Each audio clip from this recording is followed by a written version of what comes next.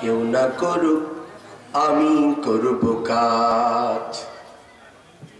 আল কোরআনের আহ্বানে দিন কায়েমের প্রয়োজনে, আল কোরআনের আহ্বানে দিন কায়েমের প্রয়োজনে নতুন করে আবার আমি শপথ নিলাম আজ। কেউ না করুক আমি করব কাজ। জোরে বলেন ঠিক কিনা? আমি হতাশ হব না, ভেঙে পড়ব না, ভয় করব না। দিনের কাজে ব্যস্ত রব পরম সকাল সাজ। দিনের কাজে ব্যস্ত রব পরম সকাল সাজ। কেউ না করুক আমি করব কাজ। আল কোরআনের আহ্বানে দিন কায়েমের প্রয়োজনে, আল কোরআনের আহ্বানে দিন কায়েমের প্রয়োজনে নতুন করে আবার আমি শপথ নিলাম আজ। কেউ না করুক আমি করব কাজ। কেউ না করুক আমি করব কাজ। আল্লাহুম্মা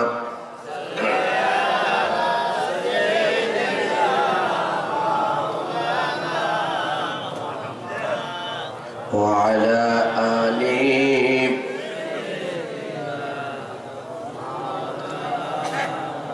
एक हाथ में कुरान हो और एक हाथ में तलवार हो। एक हाथ में कुरान हो और एक हाथ में तलवार हो। क़ुव्वते बाजू हक़ात, क़ुव्वते ईमान हो बलागत उला बिकमालिही कशाफत तुजा बिजमालिही हसनत जमीउ खिसालिही सल्लु अलैहि व आलिही। আলহামদুলিল্লাহ, বাংলাদেশের একটি ঐতিহ্যবাহী জেলা সাতক্ষীরা। সেই সাতক্ষীরা জেলার সদরে সুলতানপুর ওমর ফারুক জামে মসজিদ ও হযরত ফাতেমাতুজ জোহরা রাদিয়াল্লাহু তাআলা হাফিজিয়া মাদ্রাসার যৌথ উদ্যোগে আয়োজিত ১৬তম আজকের এই বাৎসরিক তাফসীরুল কোরআন মাহফিল।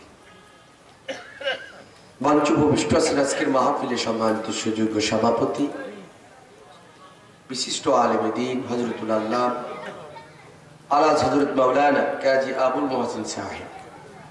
আল্লাহ তাআলা হুজুরকে হায়াতে তৈয়বা দান করুক। সকলে বলেন আমিন।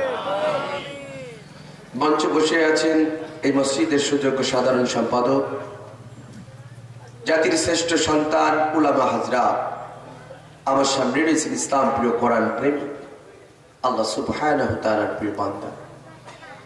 পর্দার অন্তরালে রয়েছে আমার সরলা মা বোন। সকলের প্রতি আমার হৃদয় নিংড়ানো ভালোবাসা এবং সালাম রইল। আসসালামু আলাইকুম ওয়া রাহমাতুল্লাহি ওয়া বারাকাতুহু। আলোচনা শুরুর অগ্নে আমি আপনাদেরকে একবার জিজ্ঞাসা করতে চাই, আরেকবার আপনারা কেমন আছেন? আচ্ছা বলেন তো, ভালোবাসার বহিঃ প্রকাশ আসতে হয় না জোরে হয়? আপনারা কেমন আছেন? শুকরান। যে মহান রব্বুল আলামিন আমাকে আপনাকে ভালোবেসে ভালো রেখে সুন্দর একটি ওয়েদার, সুন্দর একটি মনোরম পরিবেশ যে আল্লাহ আমাদেরকে আজকে উপহার দিলেন, সন্ধ্যার আগেই মনে হলো যেন এই বুঝি আর প্রোগ্রাম করা সম্ভব নয়। যে আল্লাহ আমাদেরকে ইহসান করে দয়া করে এরপরে শত বাধা বিপত্তি অতিক্রম করে পৃথিবীর শ্রেষ্ঠ কিতাব মহাগ্রন্থ আল কোরআনুল কারীমের কিছু কথা বলার এবং শোনার যে মনিব, যে রব আমাকে আপনাকে সুযোগ তৈরি করে দিলেন, এই জন্য সেই মহান রব্বুল আলামিনের দরবার তার দেওয়া এই পবিত্র জবান দিয়ে সম্মিলিত কণ্ঠে আরেকটি বার জোরে শুকরিয়া আদায় করি, বলি আলহামদুলিল্লাহ।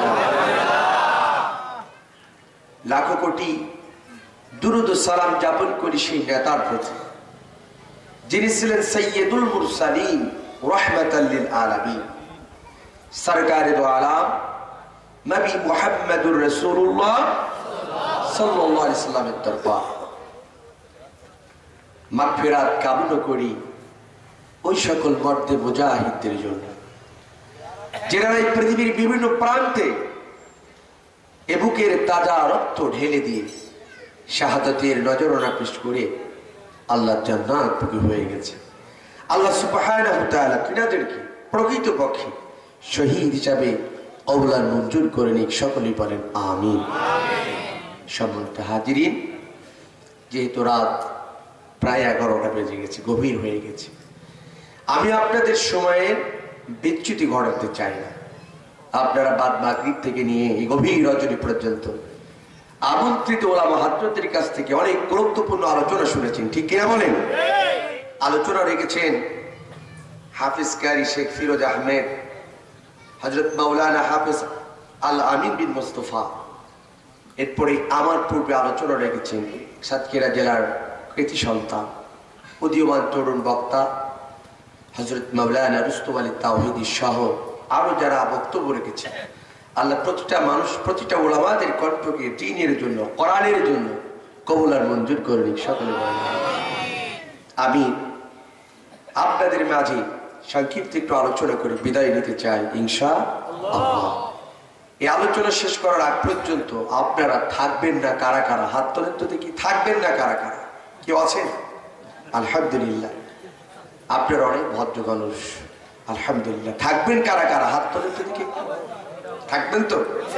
উঁচু করেন একটু হাতটা। আমি আজ কয়েকদিন যাবত একটু ঠান্ডা লাগছে, অসুস্থ, হাত উঁচু করেন। তো ভাঙ্গা কণ্ঠ নিয়ে আমার সাথে শেষ থাকতে রাজি আছেন? তাহলে একটু আমার মতন কণ্ঠটা একটু একবার এমন করেন তো, করেন একবার। এবার বলেন তো নারায়ে তাকবীর, নারায়ে তাকবীর। আল কোরআনের আলো, আল হাদিসের আলো, নারায়ে তাকবীর। আলহামদুলিল্লাহ, আপনারা অনেক ভালো মানুষ, শুকরান। কষ্ট হয়েছে আপনাদের? মন খারাপ হয়েছে? এই সুলতানপুরে আমার জীবনে প্রথম প্রোগ্রাম ছিল, সুলতানপুর মাহবুবদের যে মসজিদটা, আমার জীবনে প্রথম, আমার জীবনে আমার হাতে গড়া প্রায় 10-12 বছর হয়ে গেল প্রায়। আমার জীবনে প্রথম সাতক্ষীরার, এই সাতক্ষীরা মাটি ও মানুষ আমাকে চিনেছে এই সুলতানপুর দিয়ে। আবার সেই সুলতানপুরের মানুষ জানি না কতটুকু ভালোবাসা, আন্তরিকতা হয়তো বা থাকার কারণে আপনারা আমাকে ডেকেছেন। জানি না কতটুকু জাতির এই ক্লান্তির অগ্নে কোরআন ও হাদিসের আলোকে খোরাক দিতে পারবো জানি না। তবে আমি অসুস্থ রোগী, আমার জন্য খাস করে দোয়া করবেন যেন কোরআনের কিছু সত্য কথা, সহি কথা জাতির কাছে কোরআন এবং সুন্নাহর আলোকে উপস্থাপনা করতে পারি। দোয়া করতে রাজি আছেন? তাহলে জোরে বলেন আমিন। বাইরে রাস্তায় যারা আছেন কেউ কথা বলবেন না, এটা কোরআনের মঞ্চ। যারা টিচার আপনারা জানেন, যদি ক্লাস চলাকালীন অবস্থায় শিক্ষক যদি ক্লাস দেয়, ছাত্র যদি কথা বলে, শিক্ষকের মন ভেঙে যায়। ছাত্রকে যেটা পড়াচ্ছে সেটা ছাত্র ভালোভাবে বোঝে না। এই জন্য পরিবেশ তৈরি করে দিবেন, যেহেতু এটা নৃত্যের কনসার্ট নয়, গানের কনসার্ট নয়, এটা হচ্ছে কোরআনের মসজিদ। সে সম্মানের ইজ্জত জাতিকে দিতে হবে।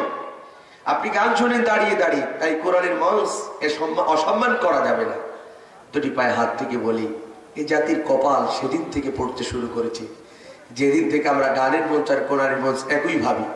আমরা কোরআনের মঞ্চেও যাই, গানের মঞ্চেও যাই, যার জন্য জাতির কপালে আজ দুর্ভিক্ষ, আজ এত দুর্দশা। কোরআনটাকে স্পেশাল ভাবে আমাদেরকে একটু সব থেকে ভিআইপি রাখা দরকার, ঠিক কিনা বলেন? আল্লাহ তাআলা আমাদেরকে বুঝদান করেন, সকলে বলেন আমিন।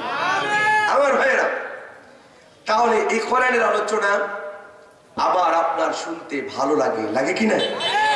এই পৃথিবীতে এই কিতাবের মতন সুন্দর কিতাব এমন পর্যন্ত কোন মানুষ উপহার দিতে পারবে না।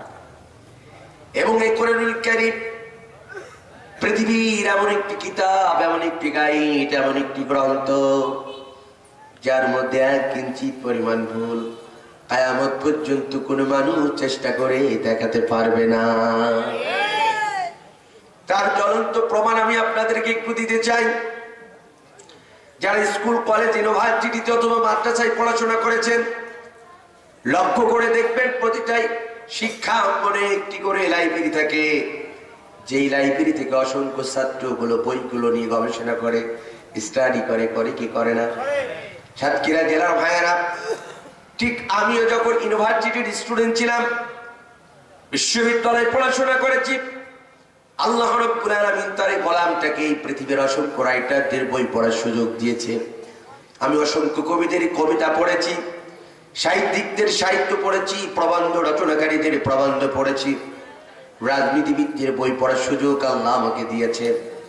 কিন্তু সাতক্ষীরা জেলার ভাইয়েরা, এই পৃথিবীর যত রাইটার, যত কবি, যত বিজ্ঞানীদের বই পড়েছি, আজ পর্যন্ত কেউ তাদের বইগুলো 100% সত্য, নির্ভেজাল, ত্রুটিমুক্ত এমন গ্যারান্টি আজও পর্যন্ত দুনিয়ার মধ্যে কেউ দিতে পারে না।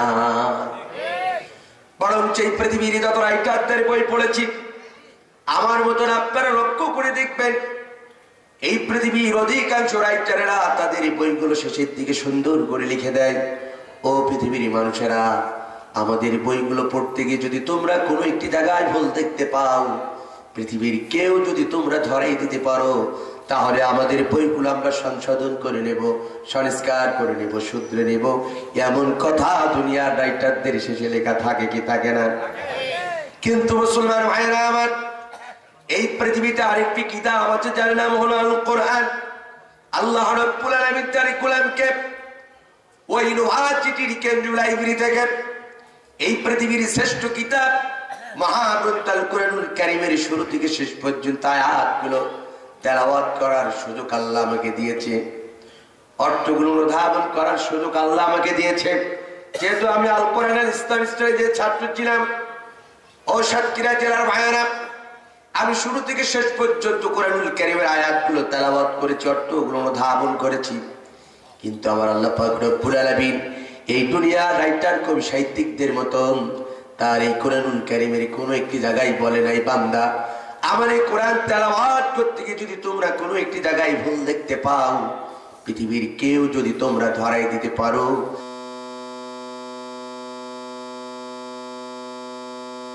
আমি আল্লাহ পাক রব্বুল আলামিন আমার কোরআনটাকে আমি সংশোধন করে নেব, সংস্কার করে নেব, শুধরে নেব। এমন কথা কিন্তু আজ পর্যন্ত আমার আল্লাহ কোরআনুল কারীমের কোনো জায়গায় বলে না। বরং আমার আল্লাহ জানে মানুষ বড় চালাক, যার কারণে এই কোরআনুল কারীম নাজিল করার শুরু লগ্নে আজ থেকে 1450 বছর আগে গোটা পৃথিবীর বিজ্ঞানী, কবি, সাহিত্যিক, রাজনীতিবিদদের জন্য তিনি ওপেন চ্যালেঞ্জ ছুড়ে বললেন, যালিকাল কিতাব লা রাইবা ফি, এই কোরআন হচ্ছে সেই কিতাব, এই কোরআন হচ্ছে সেই গ্রন্থ যার শুরু থেকে শেষ পর্যন্ত কোনো একটি জায়গায় 1 ইঞ্চি পরিমাণ ভুল কিয়ামত পর্যন্ত কোনো মানুষ চেষ্টা করে দেখাতে পারবে না। সেই কিতাবের নাম কি? আল কোরআন। এটা শোনা ভালো না খারাপ? চোরে বলেন। কিন্তু ভরাক্রান্তরে দায়নি বলতে হয়। এদেশের গভর্নমেন্ট, প্রাইম মিনিস্টার, জননেত্রী শেখ হাসিনা কোনো মাহফিল কিন্তু বন্ধ করে না। যদি করতো, একজন আলেমও কোনো বক্তব্য দিতে পারত না। যদি বলেন তাহলে হুজুর বন্ধ হয় কেন? বন্ধ হয় আমার মতন কিছু দাড়ি আর টুপিওয়ালা কিছু নাস্তিকদের পরামর্শে এই কোরআনের মাহফিলগুলো আজকে বন্ধ হচ্ছে। এটা একটা দুঃখজনক ব্যাপার, এটা কষ্টদায়ক ব্যাপার। এটা যদি হিন্দু ভাইরা বন্ধ করতো দুঃখ থাকতো না।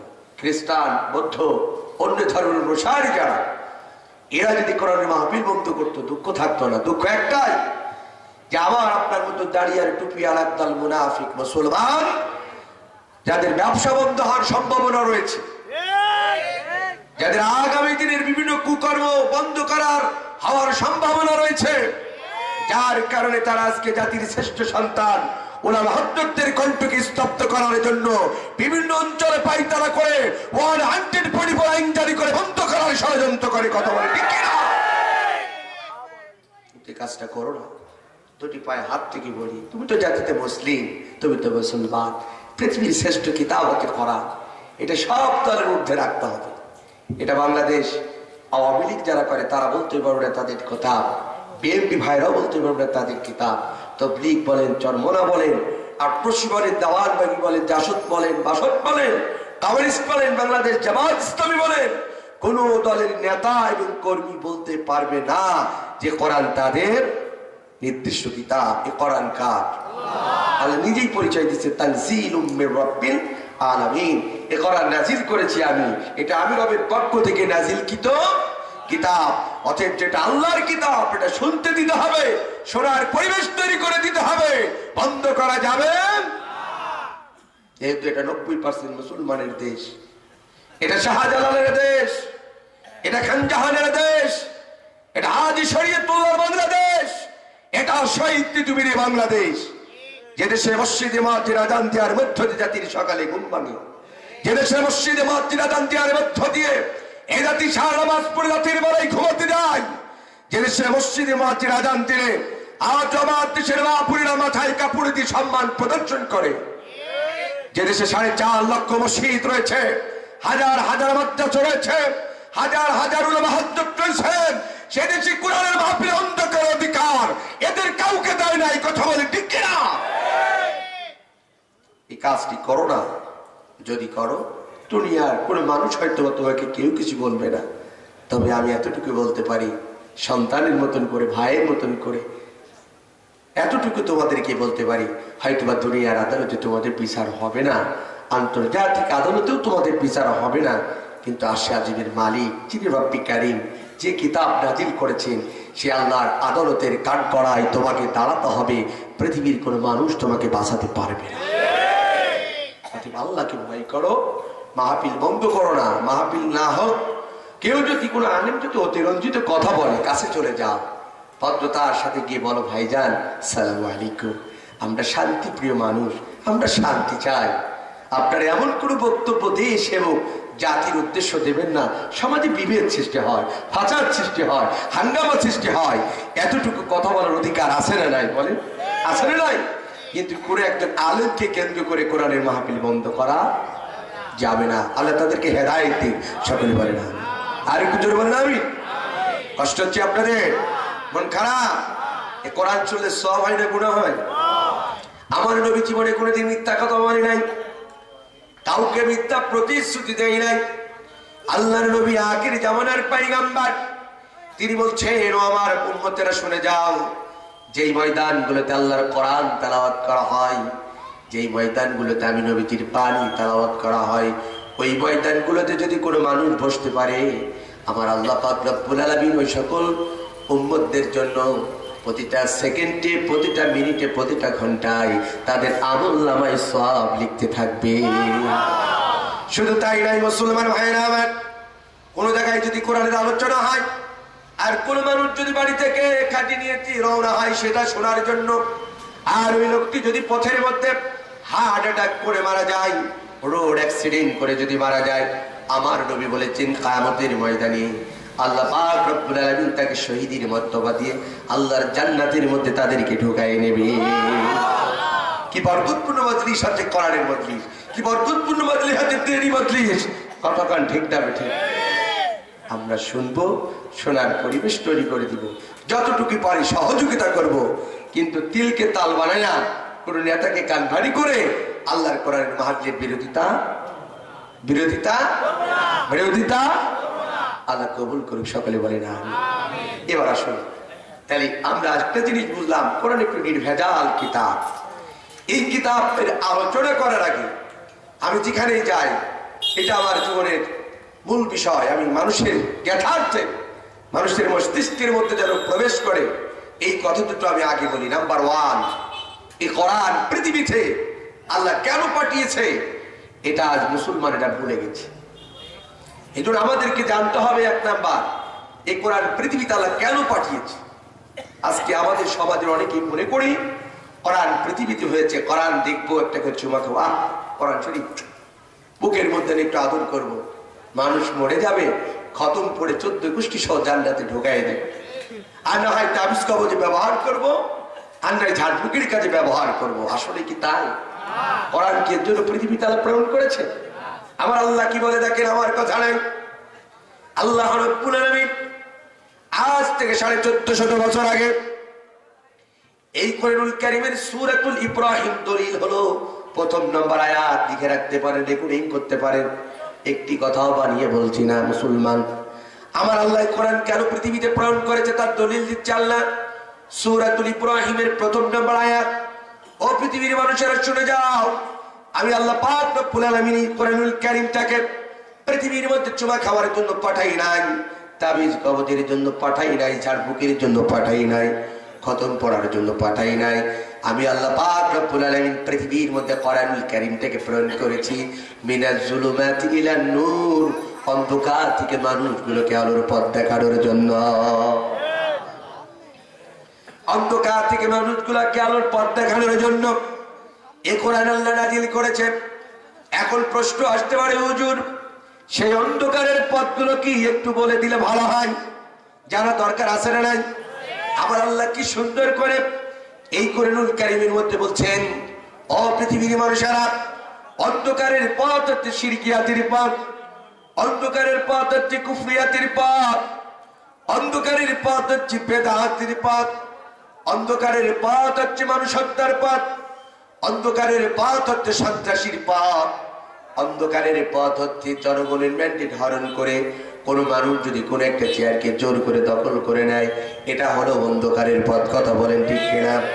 অন্ধকারের পথ হচ্ছে টেন্ডারবাজির পথ, অন্ধকারের পথ হচ্ছে ইফতিজিং এর পথ, অন্ধকারের পথ হচ্ছে ধর্ষণের পথ, অন্ধকারের পথ হচ্ছে ভালো মানুষগুলোকে বন্দুক যুদ্ধের নাটক সাজায়া রাস্তার মাঝে ফেলে রাখার পথ। কথা বলেন ঠিক কিনা? এগুলো সব হচ্ছে অন্ধকারের পথ। এই পথগুলো থেকে জাতিকে মুক্তি দেওয়ার জন্য আজ থেকে 1450 বছর আগে আমার আল্লাহ পাক রব্বুল আলামিন এই 30 পারা কোরআন দুনিয়ার মধ্যে প্রেরণ করেছি। এটা হলো কোরআন নাযিলের কারণ। 2 নম্বর আমাদেরকে জানতে হবে, এই কোরআনুল কারীমের বিধান মানলে মানুষের লাভ হয় না ক্ষতি হয়? দলিল নিয়ে যান। আল্লাহ কি বলে? আল্লাহ রাব্বুল আলামিন ডাকছে, ও পৃথিবীর মানুষেরা, আমি আল্লাহ পাক রব্বুল আলামিন যে 30 পারা কোরআন এই পৃথিবীর মধ্যে প্রেরণ করেছি, আমার এই কোরআনটাকে যদি কোনো মানুষ ব্যক্তিগত জীবনে, পারিবারিক জীবনে, সামাজিক জীবনে, রাজনৈতিক অঙ্গনে, আন্তর্জাতিক পরিমণ্ডলে, প্রতিটা সেক্টরে যদি কোনো মানুষ আমার এই কোরআনটাকে মেনে নেয়, ওই মানুষগুলো লাভ হবে কি? একটু শুনে যাও। আল্লাহ দলিল দিচ্ছেন সূরাতুল বাকারা 38 নম্বর আয়াত। আল্লাহ রাব্বুল আলামিন বলেন, ও পৃথিবীর মানুষেরা, আমি যে কোরআন পৃথিবীর মধ্যে প্রেরণ করেছি, এই কোরআনের বিধান যদি তোমরা মেনে নাও, বান্দা তোমাদের লাভ হবে কি? শুনে যাও। আল্লাহ বলছেন, ফামান তাবিয়া হুদায়া ফালা খাউফুন আলাইহিম ওয়ালা হুম ইয়াহজানুন। আল্লাহু আকবার। আল্লাহ রাব্বুল আলামিন বলেন, পৃথিবীর মানুষেরা, আমি যে কোরআন পৃথিবীর মধ্যে প্রেরণ করেছি, আমার এই কোরআনের বিধান যদি কোনো মানুষ মেনে নাও, তাহলে তোমাদের লাভ হবে কি? শুনে যাও। তোমাদের লাভ হবে, তোমরা যে রাষ্ট্রের মধ্যে বাস করবা, যে সমাজের মধ্যে বাস করবা, ওই রাষ্ট্র এবং সমাজের মধ্যে তোমাদের কোনো চিন্তা থাকবে না, কোনো টেনশন থাকবে না। তোমরা চিন্তা মুক্ত, টেনশন মুক্ত সমাজে বাস করবা। কার বিধান মানলে? জোরে বলে আল্লাহ। কিন্তু আমরা বর্তমান মানি কার বিধান? জোরে বলে আপনার। আজকে যেহেতু আমি ইউনিভার্সিটির স্টুডেন্ট, আপনাদেরকে একটু তথ্য দিয়ে যায়। আজকে এদেশে অসংখ্য অনেক বড় বড় ডিগ্রিধারী যারা, তারা আজকে বলে দেয়ার ইজ নো গড, প্রভু বলতে কেউ নেই। তারা আজকে আল্লাহর কোরআন যে পৃথিবীর শ্রেষ্ঠ কিতাব, এটাতে শান্তি দিতে পারে, তারা মেনে নিতে চায়। তারা উদ্ধৃতি দেয়, বিভিন্ন সভা সেমিনার সিম্পোজিয়ামে বক্তব্য দেয় যে এদেশে অ্যারিস্টটলের মতাদর্শ মানা যায়, সুখী সমৃদ্ধি একটি সোনার দেশ জাতিকে উপহার দিতে পারবো। যদি কেউ অ্যারিস্টটল, প্লেটো, কালমাস, লেনিন আরো অসংখ্য দার্শনিকদের জীবন উপস্থাপনা করে বলে। কয়েকদিন আগে কুষ্টিয়াতে আমি যেহেতু থাকি, কুষ্টিয়া একজন বলতেছেন, যদি লালনের আদর্শ বুকে স্থাপন করা যায়, সুন্দর একটি সুসমাজ দেশ গড়া যায়। বলবেন না? এটাই যদি হতো, আল্লাহ কোরআনে তার নাম উল্লেখ করতো, ওই ব্যক্তির কথা বলতো, ঠিক কিনা বলেন? আল্লাহ বলেন,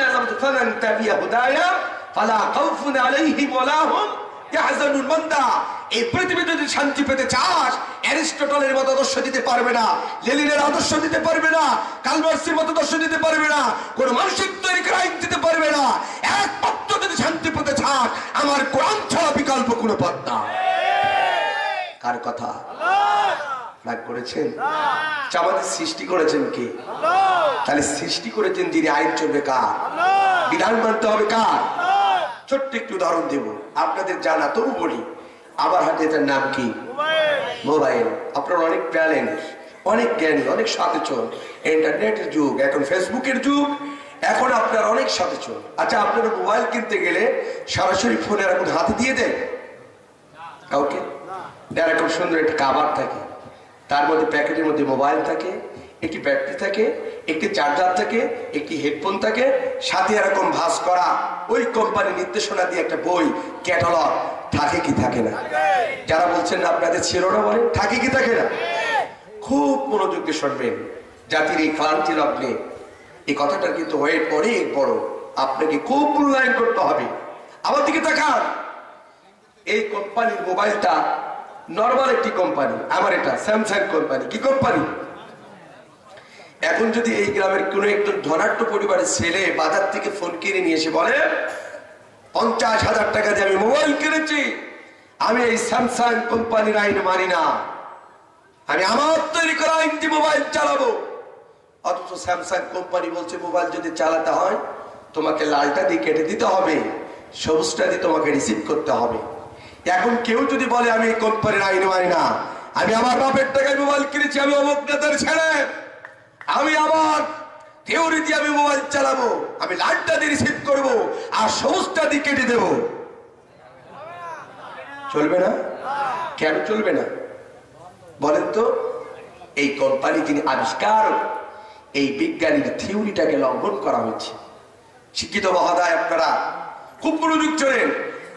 এই পৃথিবীর একজন মোবাইল আবিষ্কারক বিজ্ঞানীর থিওরি লঙ্ঘন করেছে, এই জন্য মোবাইল চলছে না। যদি চালাতেই হয় এই কোম্পানির আইন তাকে মানতে হবে, লালটা দিয়ে কেটে দিতে হবে, সবুজটা দিয়ে তাকে রিসিভ।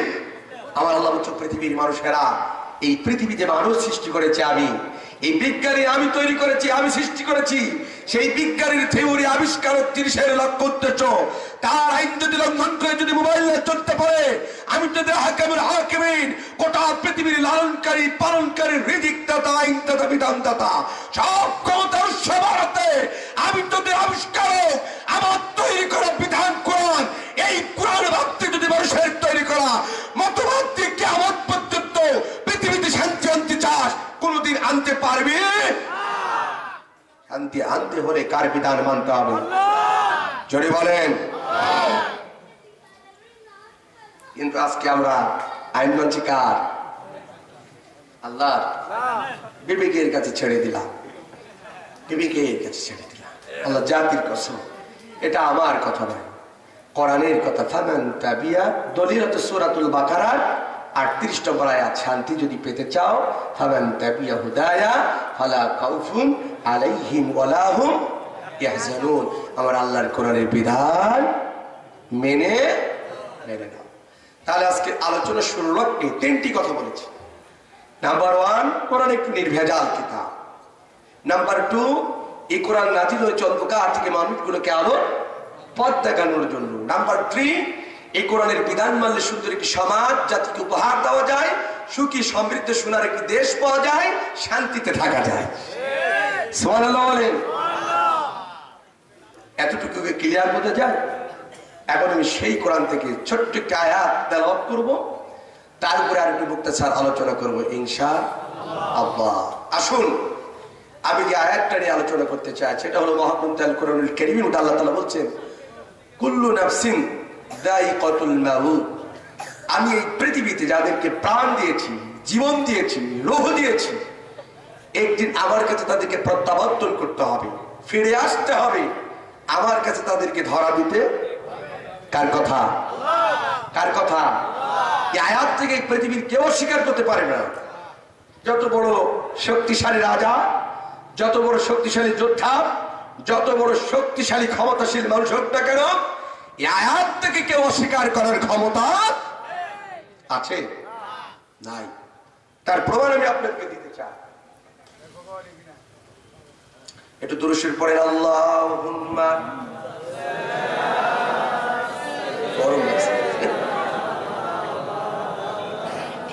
ভাই আপনারা কি ঝিমিয়ে গেছেন? আমার লোক কণ্ঠ ভাঙা, আপনারা কি ঝিমিয়ে গেছেন? প্রাণ উজাড় করে রাসূলের সাথে আল্লাহুম্মা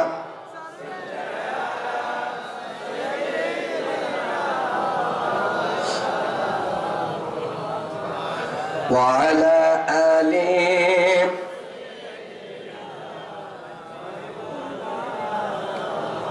আর একটু মহাব্বতের সাথে বলে আল্লাহুম্মা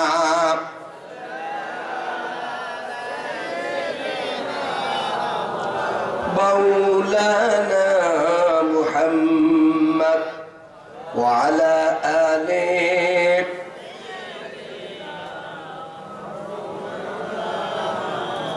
বিশ্বভুবনে যা কিছু আছে সকলেই মানিল মাওলাকে, কেবলই মানুষ এমনি বেহুশ চিল্ল না সৃষ্টি কর্তাকে। আল্লাহুম্মা মাওলানা মুহাম্মদ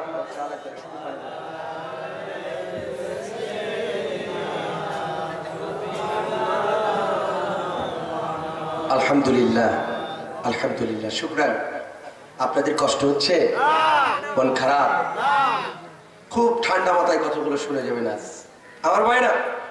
যেহেতু শহরের একটি প্রোগ্রাম, সর্বদলের লোকের পার্টিসিপেট আজকের মাহফিল, আওয়ামী লীগ, বিএনপি, তবলিগ, এরপরে জামাত, সব দলের লোকের পার্টিসিপেট, ঠিক কিনা বলেন? কোরআন থেকে আমি আলোচনা করব, যারা জ্ঞানী তারা বুঝতে পারবে। কোরআনের আলোকে আলোচনা করব, সেটা যদি কোন দলের বিপক্ষে চলে যায় তবু আমরা মেনে নেব, ঠিক কিনা বলেন? তার কারণ কোরআন কোন দলের দলীয় গ্রন্থ নয়, ইনশাআল্লাহ। তাহলে আমি আয়াত তেলাওয়াত করেছি, কুল্লু নাফসিন যায়িকাতুল মাউত। আল্লাহ বলছেন আমি এই পৃথিবীতে যাদেরকে জীবন দিয়েছি, প্রাণ দিয়েছি, রূহ দিয়েছি, এদেরকে একদিন আমার কাছে প্রত্যাবর্তন করতে হবে, আমার হাতে ধরা দিতে হবে। তাদেরকে মৃত্যুবরণ করায় সে বড় রাজা হতে পারে, বড় যোদ্ধা হতে পারে, বড় দার্শনিক হতে পারে, বড় কবি হতে পারে, বড় গায়ক হতে পারে, বড় ক্ষমতাশীল ব্যক্তি হতে পারে, কেউ আর হাত থেকে রেহাই। এটা অতীতে, এটা তো প্রমাণ হয়ে আসছে। এটাকে অস্বীকার মতন করার কেউ আছে? ফেরাউন পারে নাই, নমরুদ পারে নাই, হামান পারে নাই, আবু জেহেল পারে নাই, পেরেছে? তাদেরকে দুনিয়ার থেকে বিদায় নিতেই হয়েছে। তাহলে কিসের এত বড়া, কিসের এত অহংকার, কিসের এত গাম্ভীর্যতা, কিসের এত আপনার দিমাগ? আজকে সমাজের মানুষ এটাকে ভুলে যাচ্ছে। ভুলে যাচ্ছে কিনা বলে? সমাজের মানুষ ভুলে যাচ্ছে। আলেকজান্ডার দ্য গ্রেট, একটি উদাহরণ আপনাদের দিতে চাই, তথ্য নিয়ে যান। আলেকজান্ডার দ্য গ্রেট ইনি অনেক বড় একজন প্রেসিডেন্ট ছিলেন, বাদশা ছিলেন এবং যোদ্ধা ছিলেন। জীবনের শেষ প্রান্তের দিকে এসে মৃত্যু সজ্জায় তার সেনাপতিদের ডাকলেন। আলেকজান্ডার দ্য গ্রেট তিনি বলছেন, আমার সেনাপতিরা, আমি যখন এই দুনিয়ার থেকে বিদায় নেব তখন তোমাদের মাঝে আমি তিনটে ওসিয়ত করে যাচ্ছি, তিনটে ওসিয়ত তোমরা পালন করো বা কিনা বলো। নাম্বার ওয়ান, আমি যখন দুনিয়ার থেকে চলে যাব, এই আমার রাজ্যের মধ্যে যত বড় বড় ডাক্তার, চিকিৎসক আছে, সবাই যেন আমার কফিনটার সাথে, ওই ডাক্তারগুলো একমাত্র ডাক্তারেরা যেন আমার কফিনটার সাথে করে নিয়ে যায়।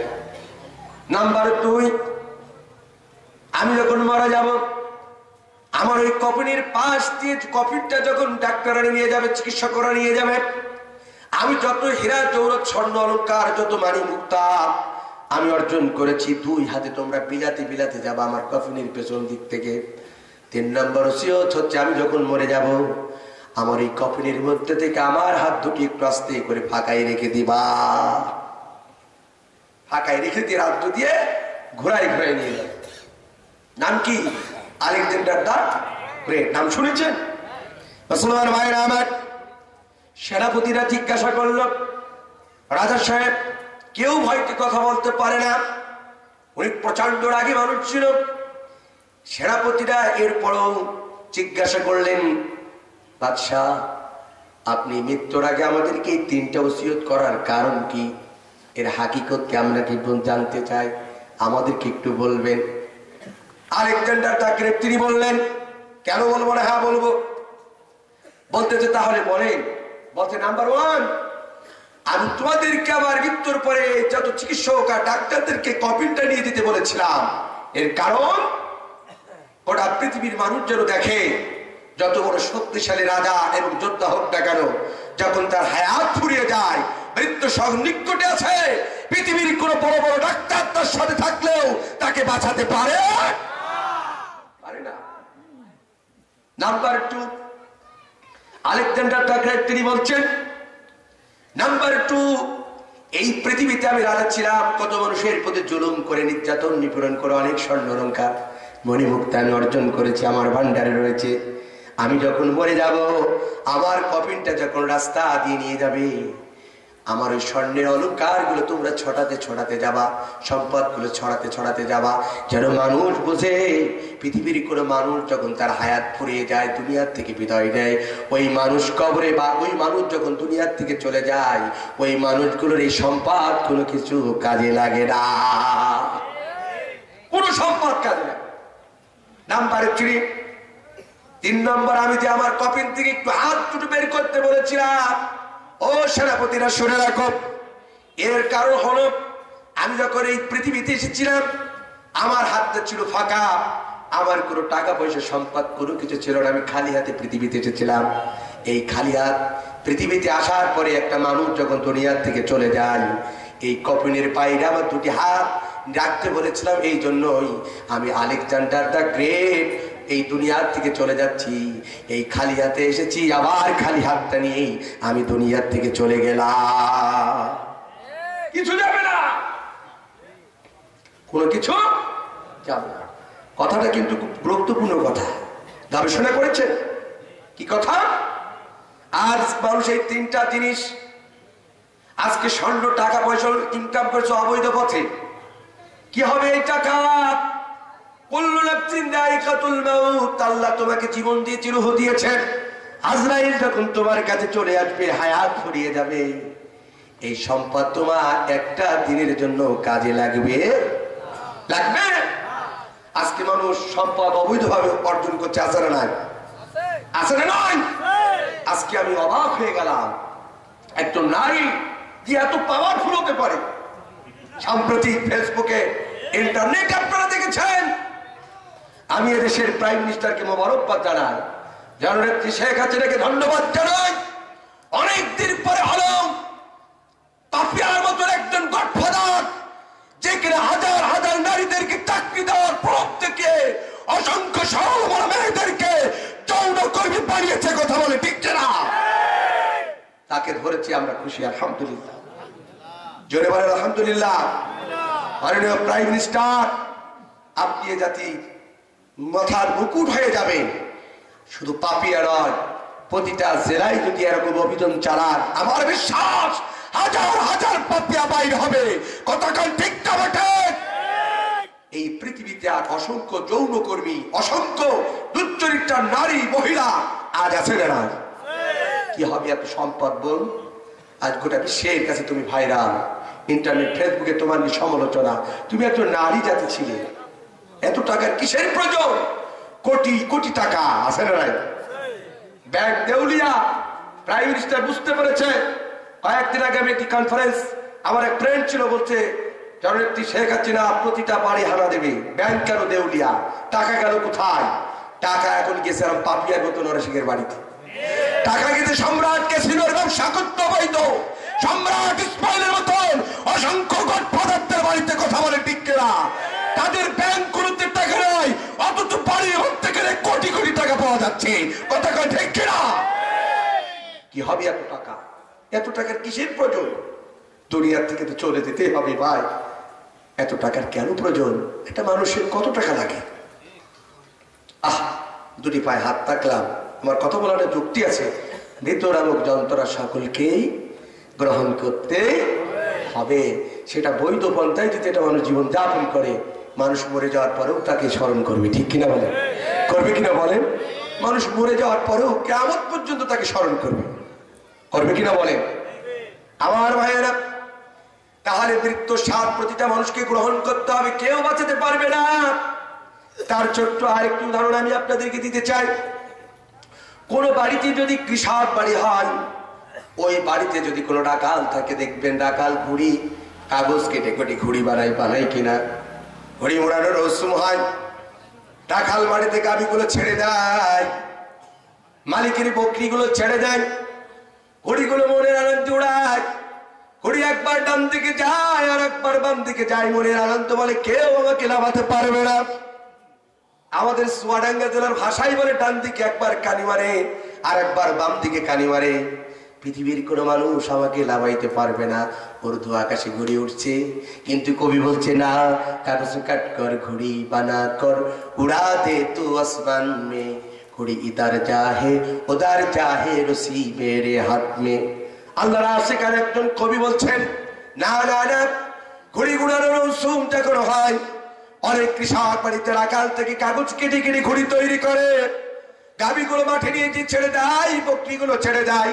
ঘুড়ি মনের আনন্দে আকাশে উঠতে থাকে, একবার ডান দিকে যায় আর একবার বাম দিকে যায়। ঘুড়ি বলে কেউ লাভাতে পারবে না। কিন্তু না না না, ওই মালিকের বকরিগুলোর যখন পেট ভরে যায়, গাভীগুলোর যখন পেট ভরে যায়, সূর্যটা যখন ডুবো ডুবো ভাব হয়ে যায়, ওই রাখাল আস্তে আস্তে সোতা জড়াইতে থাকে। ঘড়ি রাখালের হাতের মুঠে আছে, কথা কান ঠিক না বেঠিক? আমার আল্লাহ ডাকতে বলে, বান্দারে এই পৃথিবী তোদেরকে আমার হায়াত দিয়েছি 30 বছর, 40 বছর, 100 বছর, 150 বছর। আমি তোদেরকে হায়াতের জিন্দেগি দিয়েছি। আমি আল্লাহ যেদিন আমার আনা মালাকুল মাউত, আমার আজরাইল ফেরেশতারা তোদের দরজায় যখন যাবে, পৃথিবীর কোন রাজা, পৃথিবীর কোন বাদশা, পৃথিবীর কোন প্রশাসন তোদেরকে বাঁচাতে পারবে না। কথা কান ঠিক তবে ঠিক? অতএব আল্লাহর হাতে ধরা দিতেই কেউ রেহাই পাবে না। তাই সেই আল্লাহ কোরআনের মধ্যে কথা, বান্দা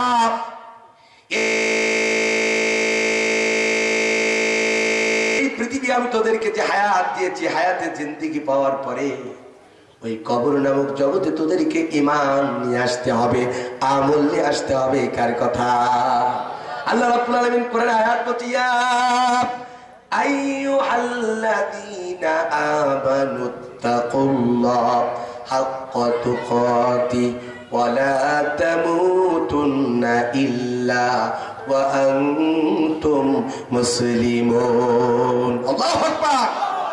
আল-রোহে ইমানদারেরা, যারা কালেমা পড়ে মুসলমানত্ব গ্রহণ করেছো, ইত্তাকুল্লাহ, তোমরা আমি আল্লাহকে ভয় করো।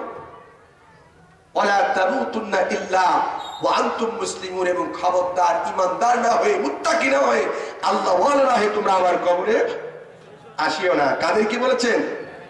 ঈমানদার আমাদেরকে বলেছেন, আমাদেরকে বলেছেন। কিন্তু আজ আমরা মুসলমান কবরের কথা ভুলে গেছি। যে যেখানে আছি সেখান থেকে দুর্নীতি, চাঁদাবাজি, রাহাজানি, আমরা আমানতের খেয়ানত করতেছি। কথা কোন ঠিক কিনা? মৃত্যুর ভয় আমাদের হৃদয় নাই, খোদার ভয় আমাদের হৃদয় নাই। যদি থাকতো তাহলে মানুষগুলো এই কাজ করতে পারতো? বলে পারতো? এই কোরআন দিয়ে শাসন যদি কোনো রাষ্ট্র থাকে, তখন সেই রাষ্ট্রের প্রতিটা মানুষের, রাজা, প্রজা, মন্ত্রী, সর্বস্তরের মানুষের হৃদয়ে ভয় থাকতো। ছোট্ট একটা উদাহরণ আমি আপনাদের দিতে চাই। আমার দিকে তাকান মুসলমান, কোন রাষ্ট্রের মধ্যে যদি কোরআন থাকে, সেই রাষ্ট্রের রাজা এবং প্রজা এবং তার অধীনস্থ যারা কর্মচারী, তাদের হৃদয়ের মধ্যে আল্লাহর ভয় থাকবে। কার ভয়? তার ছোট্ট উদাহরণটা আমার দিকে তাকান। খলিফাতুল মুসলিমিন হযরত ওমর ফারুক রাদিয়াল্লাহু তাআলা নাম শুনেছেন? নাম শুনেছেন কিনা বলেন? কোনো সমস্যা নেই? তাহলে এদিকে তাকান, ওদিকে কেউ তাকান। আমার ভাইয়েরা, আমার দিকে তাকান। কোন রাজা, কোন বাচ্চার মধ্যে যদি এই কোরআনের ভয় থাকে, সেই মানুষটা কোনোদিন খারাপ কাজ করতে পারে না। তার জ্বলন্ত উদাহরণ নিয়ে যান। হযরত ওমর ফারুক রাদিয়াল্লাহু তাআলা নাম শুনেছেন। অর্ধ জাহানের প্রেসিডেন্ট ছিলেন, আমিরুল মুমিনিন, খলিফাতুল মুসলিমিন। কোরআনের শাসন থাকার কারণে তার হৃদয়ে কতটুকু আল্লাহর ভয় ছিল, তার কর্মচারীদের কতটুকু ভয় ছিল, একটু আমার দিকে তাকান। মুসলমান ভাইরা আমার, কোন একটি রাতের বেলায় হযরত ওমর ফারুক রাদিয়াল্লাহু তাআলার স্ত্রী ডাকতে হচ্ছে, প্রাণের স্বামী গো, দীর্ঘদিন যাবত তুমি এই রাজ্যের অর্থ প্রেসিডেন্ট ছিলেন, অর্থ জামানার প্রেসিডেন্ট। আপনি যখন প্রতিটা ঈদ আসে ছেঁড়া কাপড়ে ঈদ উদযাপন করেন, আপনার বাচ্চাগুলো আপনার মতন ছেঁড়া কাপড়ে দিন কাটায়। এই তো সামনে ঈদ আসছে, আশেপাশের মানুষের সন্তানগুলো নতুন কাপড় পরিধান করে তার পিতা ঈদগার ময়দানে নিয়ে যায়। আপনি অর্থ জাহানের প্রেসিডেন্ট, আপনার কি এতটুকু হৃদয়ের মধ্যে সাপ জাগে না আপনার বাচ্চাদের মুখে হাসি ফোটায় আর নতুন কাপড় কিনে তাদের ঈদগার ময়দানে নিয়ে যেতে? ও আমিরুল মুমিনিন, অর্থ জাহানের প্রেসিডেন্ট, প্রাণের স্বামী গো, আমি স্ত্রী হয়ে তোমার কাছে একটা আবদার করলাম, এই সামনে ঈদের সময় তোমার সন্তানগুলোকে একটু নতুন কাপড় কিনে তাদের ঈদগার ময়দানে নিয়ে যাবা। অর্থ জাহানের প্রেসিডেন্ট বললেন, স্ত্রী গো, আমার কাছে তো কোনো সম্পদ নাই, কোনো টাকা নাই। একটা অর্থ জাহানের প্রেসিডেন্ট বাচ্চাদেরকে নতুন কাপড় কিনে ঈদগার ময়দানে নিয়ে যাবে, সেই টাকাটাও তারা নাই। স্ত্রী রাখতে বলতে, প্রাণের স্বামী গো, মাস গেলি তো আপনাকে এদেশের রাষ্ট্র কোষাগার থেকে আপনাকে একটা স্যালারি দেয়, মাইনে দেয়। আপনি কি পারেন না আপনার রাজকোষাগার থেকে 1 মাসের অগ্রিম মাইনে নিয়ে আপনার বাচ্চাগুলোর নতুন পোশাক কিনে ঈদগার ময়দানে নিয়ে যেতে? স্ত্রীর কথা শুনে আমিরুল মুমিনিন তৎকালীন যুগে অর্থমন্ত্রী যিনি ছিলেন হযরত ওমর ফারুক রাদিয়াল্লাহু তাআলার জামানায়, তার নাম ছিল হযরত আবু উবাইদা রাদিয়াল্লাহু তাআলা। হযরত আমিরুল মুমিনিন অর্থ জাহানের প্রেসিডেন্ট পত্র লিখলেন, ভাই আবু উবাইদা, আমি অর্থ জাহানের প্রেসিডেন্ট আমিরুল মুমিনিন খলিফাতুল মুসলিমিন হযরত ওমর ফারুক রাদিয়াল্লাহু তাআলা তোমাকে বলতেছি, আমার বাচ্চাগুলো প্রতি ঈদে ছেঁড়া কাপড়ে ঈদের ঈদ উদযাপন করে। সামনে ঈদ আসছে, পাশের মানুষগুলো নতুন কাপড় কিনে তার বাচ্চাগুলো ঈদগার ময়দানে নিয়ে যাবে, আমার বাচ্চাগুলো ছেঁড়া কাপড়ে যাবে, এটা হতে পারে না। তাই রাষ্ট্রীয় কোষাগার থেকে তোমার কাছে 1 মাসের অগ্রিম মাইনে চাই, যদি তুমি দিতে আমার বাচ্চাদেরকে নতুন কাপড় কিনে ঈদগার ময়দানে নিয়ে যেতাম। পত্রটিকে পত্রবাহকের হাতে অর্থ জাহানের প্রেসিডেন্ট আমিরুল মুমিনিন দিয়ে দিলেন। পত্রবাহক হযরত আবু উবাইদা অর্থমন্ত্রী ছিলেন, তিনি তার কাছে কি পত্রটা দিলেন। পত্রটা খোলার পরে এই একটা প্রেসিডেন্ট, রাষ্ট্রের অর্থ জাহানের প্রেসিডেন্ট এত করুণ সুরে যে একটা দরখাস্ত করেছে, আমিরুল মুমিনিন পড়ার সাথে সাথে চোখ দিয়ে বৃষ্টির মতন পানি পড়ছে। অর্থ জাহানের প্রেসিডেন্টের পত্র দেখে, অর্থ জাহানের প্রেসিডেন্টের পত্র লেখা দেখে অর্থমন্ত্রী আবু উবাইদা চোখে পানি রাখতে পারে না।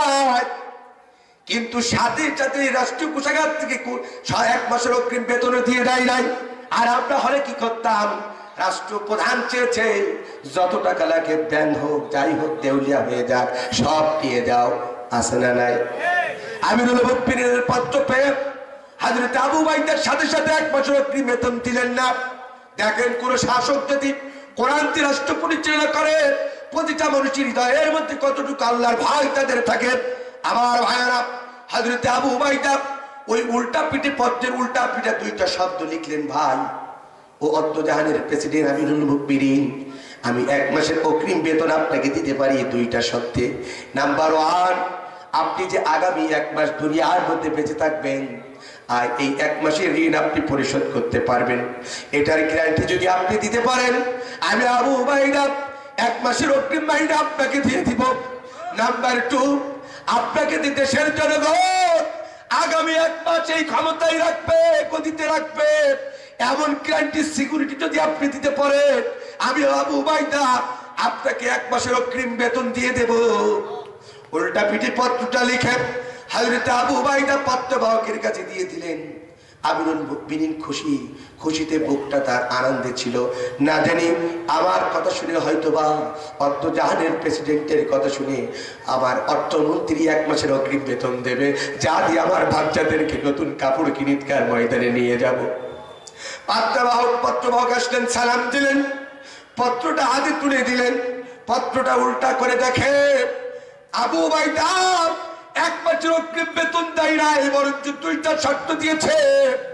হযরত ওমর ফারুক রাদিয়াল্লাহু তাআলা 2টা শর্ত লেখা দেখে চোখে পানি রাখতে পারলেন না। দরদর করে বৃষ্টির মতন চোখ দিয়ে পানি পড়ছে। আর আল্লাহর কাছে শুকরিয়া আদায় করে, আল্লাহ, আমি ওমরের জামানায় তুমি একজন যোগ্য অর্থমন্ত্রীকে আমার রাষ্ট্রীয় কোষাগারের দায়িত্ব তুমি মিলাইয়ে দিয়েছো। আল্লাহু আকবার।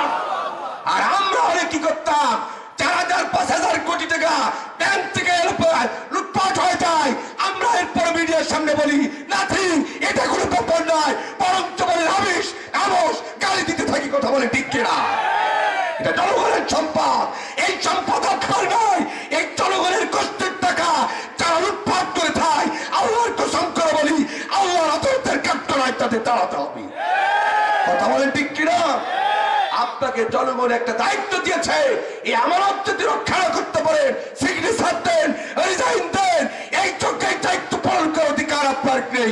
কথা বলে ঠিক কিনা? এরপরও বড় বড় কথা বলে, আছে না?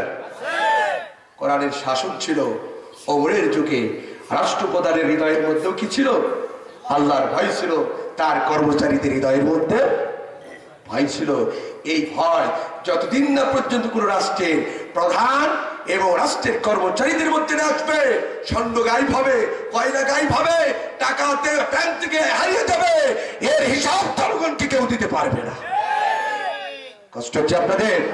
ডাক করেছেন ওমরের শাসন, ওমরের মতন নেতা বড় প্রয়োজন।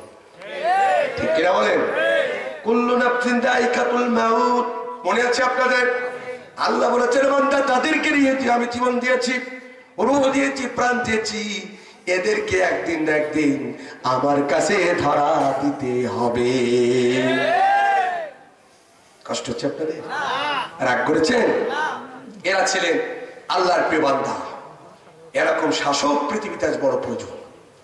ঠিক কিনা বলেন? আমার ভাইরা আমার, মৃত্যুর চিন্তা করেন। মৃত্যু, আজকে মানুষ তো মৃত্যুর কথা হবে না গো। যদি ভাবতো 7 বছরের মেয়ে ধর্ষিত হতো না, 5ম 6ম শ্রেণীর মেয়ের যৌনাঙ্গ কেটে ব্রেড দিয়ে বড় করে ধর্ষণ করতো না, আজ এমন একটি অস্ত্রহস করি বুকের মধ্যে রক্তের খরচ হয়ে যায়, পত্রিকার পাতা খুললে দেখা যায় 7 বছরের মেয়ে অমুক জেলায় ধর্ষিত হয়েছে, 70 বছরের বৃদ্ধ অমুক জেলায় ধর্ষিত হয়েছে, অমুক ক্যাম্পাসে মেধাবী যোগ্য একদিন বোনকে ধর্ষণ করে রাস্তার মধ্যে বস্তাবন্তি লাশ ফেলে রাখা হয়েছে। এর মতো দুঃখ হৃদয় ভিতরের কথা কিছু হতে পারে না। অথচ আমরা বাস করি কোন রাষ্ট্রে? যে দেশে 90% মুসলমান। এই যেটা আমেরিকায় হতো, দুঃখ থাকতো না, সেখানে তাদের অন্য কিছু। ঠিক কিনা বলে? কিন্তু আমরা মুসলমান দাবি করি 90% মুসলমান, সে দেশে যেন ধর্ষণের প্রতিযোগিতা চলছে, সে দেশে ধর্ষণের প্রতিযোগিতা চলছে। আপনি কি জানেন? আপনি যদি কারোর মেয়ে মুন্না ধরে দাঁড়েন, আপনার স্ত্রী বা আপনার কন্যাকে অন্যজন টানবে, কেউ ঠেকাতে পারবে না। আমাদের ভিতরে ভয় নাই। কোন একটা মেয়ে হেঁটে যাচ্ছে, এখনকার যুবকদেরকে বলবো, দুটি হাত চেটে বলবো, তোমরা আমার ভাই, তোমরা আমার ছোট ভাইয়ের মতো হয়তো সমবয়স হতে পারো, এই কাজটি করো না। মনে করো না তুমি জিতে যাচ্ছ, কেউ নাই। একটি মেয়ে হেঁটে যাচ্ছে, আস্তে করে তাকে গিয়ে ডিস্টার্ব করছো। তুমি যেমন নারীকে ডিস্টার্ব করবা, অন্য মেয়েকে, তোমার মেয়েকে, তোমার বোনকে অন্যজন ডিস্টার্ব করবে, কেউ ঠেকাতে পারবা না। আল খাবিসাতু লিল খাবিসাত ওয়াত তাইয়িবিনা ওয়াত তাইয়িবাত। ভালো যে হবে তার ভালো জুটবে, খারাপ যাবে খারাপ জুটবে। তুমি 10টা প্রেম করবা, তোমার বউ হবে ওই মার্কা, ঠেকাবা না। ঠেকাবে মনে করো না যে একদম সাধু সন্ন্যাসী বাবা, অত সুদা নাই। আজকে সমাজে আছে না নাই? আছে। ভয় নাই, যুবকদের ভয় উঠে গেছে, মুরব্বীদের ভয় উঠে, মুরব্বীরা সুযোগ করে ছাড়ে না, এমনকি মাদ্রাসার হুজুরাও ছাড়ে না। আছে না নাই? আমাদের আলেমরা অনেক পিছনে লেগেছে। কাজীরা হতো সোনাগাজী ফাজিল মাদ্রাসার প্রিন্সিপাল, একটা ফাজিল মাদ্রাসার প্রিন্সিপাল একজন ফুটন্ত গোলাপ নুসরাতের মতো মেয়ের দিকে কুড়া ধরে তাকিয়ে তার ফুটন্ত গোলাপ পেটে ধরিয়ে দিতে পারত না, তাকে পোড়াই পর্যন্ত বেড়েছে। আশ্চর্য ব্যাপার। একজন আলেম তার কাছ থেকে দিন শিখতে চায়, তার কাছ থেকে অনেক কিছু শিকার হয়েছে, পিতৃতুল্য মানুষ, তার হাতেও আজকে নিরাপত্তা। ঠিক কিনা বলেন? এই কলাঙ্গার সোনাগাজী ফাজিল মাদ্রাসার প্রিন্সিপাল এদেশের কোরআনের পাখির বিরুদ্ধে কথা বলেছিল, বৃষ্টি বিতরণ করেছিল। আল্লাহ বলে, শুনে রাখ সিরাজ, তুই একজন কোরআনের পাখির বিরুদ্ধে কথা বলেছিস, মিষ্টি বিতরণ করেছিস, আমি আল্লাহ তাআলা রাষ্ট্রের মধ্যে তোকে প্রকৃতপক্ষে ধর্ষণকারী বলে না, এই জাতিকে দেখাতে চাই। আল্লাহু আকবার বলেন। খেলা কার? এ সারা কার? সাবধান মুসলমান ভাইরা আমার।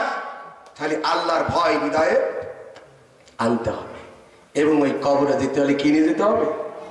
জিজ্ঞাসা করবে না তুমি কয়বার প্রাইম মিনিস্টার ছিলে, কয়টা মন্ত্রণালয়ে দায়িত্ব পালন করেছো, কতবার এমপি হয়েছো, চেয়ারম্যান হয়েছো, এরপরে মেয়র হয়েছো, উপজেলা চেয়ারম্যান হয়েছো, কয়বার কাউন্সিলর হয়েছো, কতটা ডিগ্রি অর্জন করেছো, কত কোটি টাকার মালিক, এই কথা জিজ্ঞাসা করবে না। ওয়ালা তামুতুন্না ইল্লা ওয়া আনতুম মুসলিমুন। আল্লাহ বলেছে, বান্দা আমি যাদের জীবন দিয়েছি, রূহ দিয়েছি, ওই ঈমানদার যদি হতে চাও, ওই কবরে তোমাদেরকে তাকওয়া অর্জন করে আসতে হবে। আর কথা, তাকওয়া অর্জন করে অতন কম দিয়ে হয় না, মারে ভেজাল দিয়ে হয় না, পরের মেয়েকে প্রিজিং করে হয় না, ধর্ষণ করে হয় না, আমানতের খেয়ালত করে হয় না, জনগণের ম্যান্ডেট হরণ করে চেয়ার দখল করে আল্লাহওয়ালা হওয়া যায় না, ভালো মানুষগুলোকে গুম করে হত্যা করে আল্লাহওয়ালা হওয়া যায় না।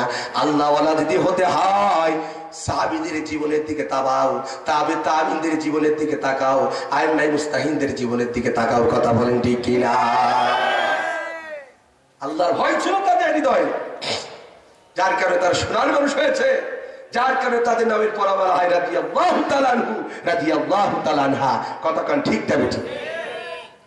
আল্লাহ হতে চান, হতে চান আপনারা? আজকে আপনাদের একটা আবদার করে দেয়, আগামী দিনে দেখা হবে কিনা জানি না। শেষ বক্তব্যের দিকে এসেছি, মসজিদের উন্নয়নের জন্য টাকা চাবো না, কিন্তু আপনাদের কাছে একটা আবদার, ইমানদার হতে চান, মুত্তাকি হতে চান?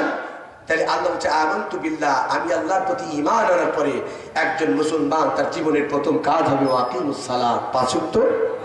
জোরে বলেন না কেন? পাঁচ ওয়াক্ত কার কথা?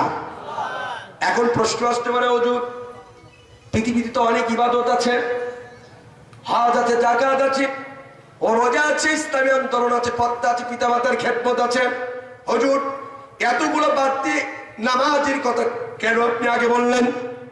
এর কি কোনো যুক্তি আছে? হ্যাঁ মুসলমান, এরও একটা যুক্তি আছে, কান খাড়া করে শুনে যান। এই পৃথিবীতে কত দল, কত দলের নেতা আছে না নাই?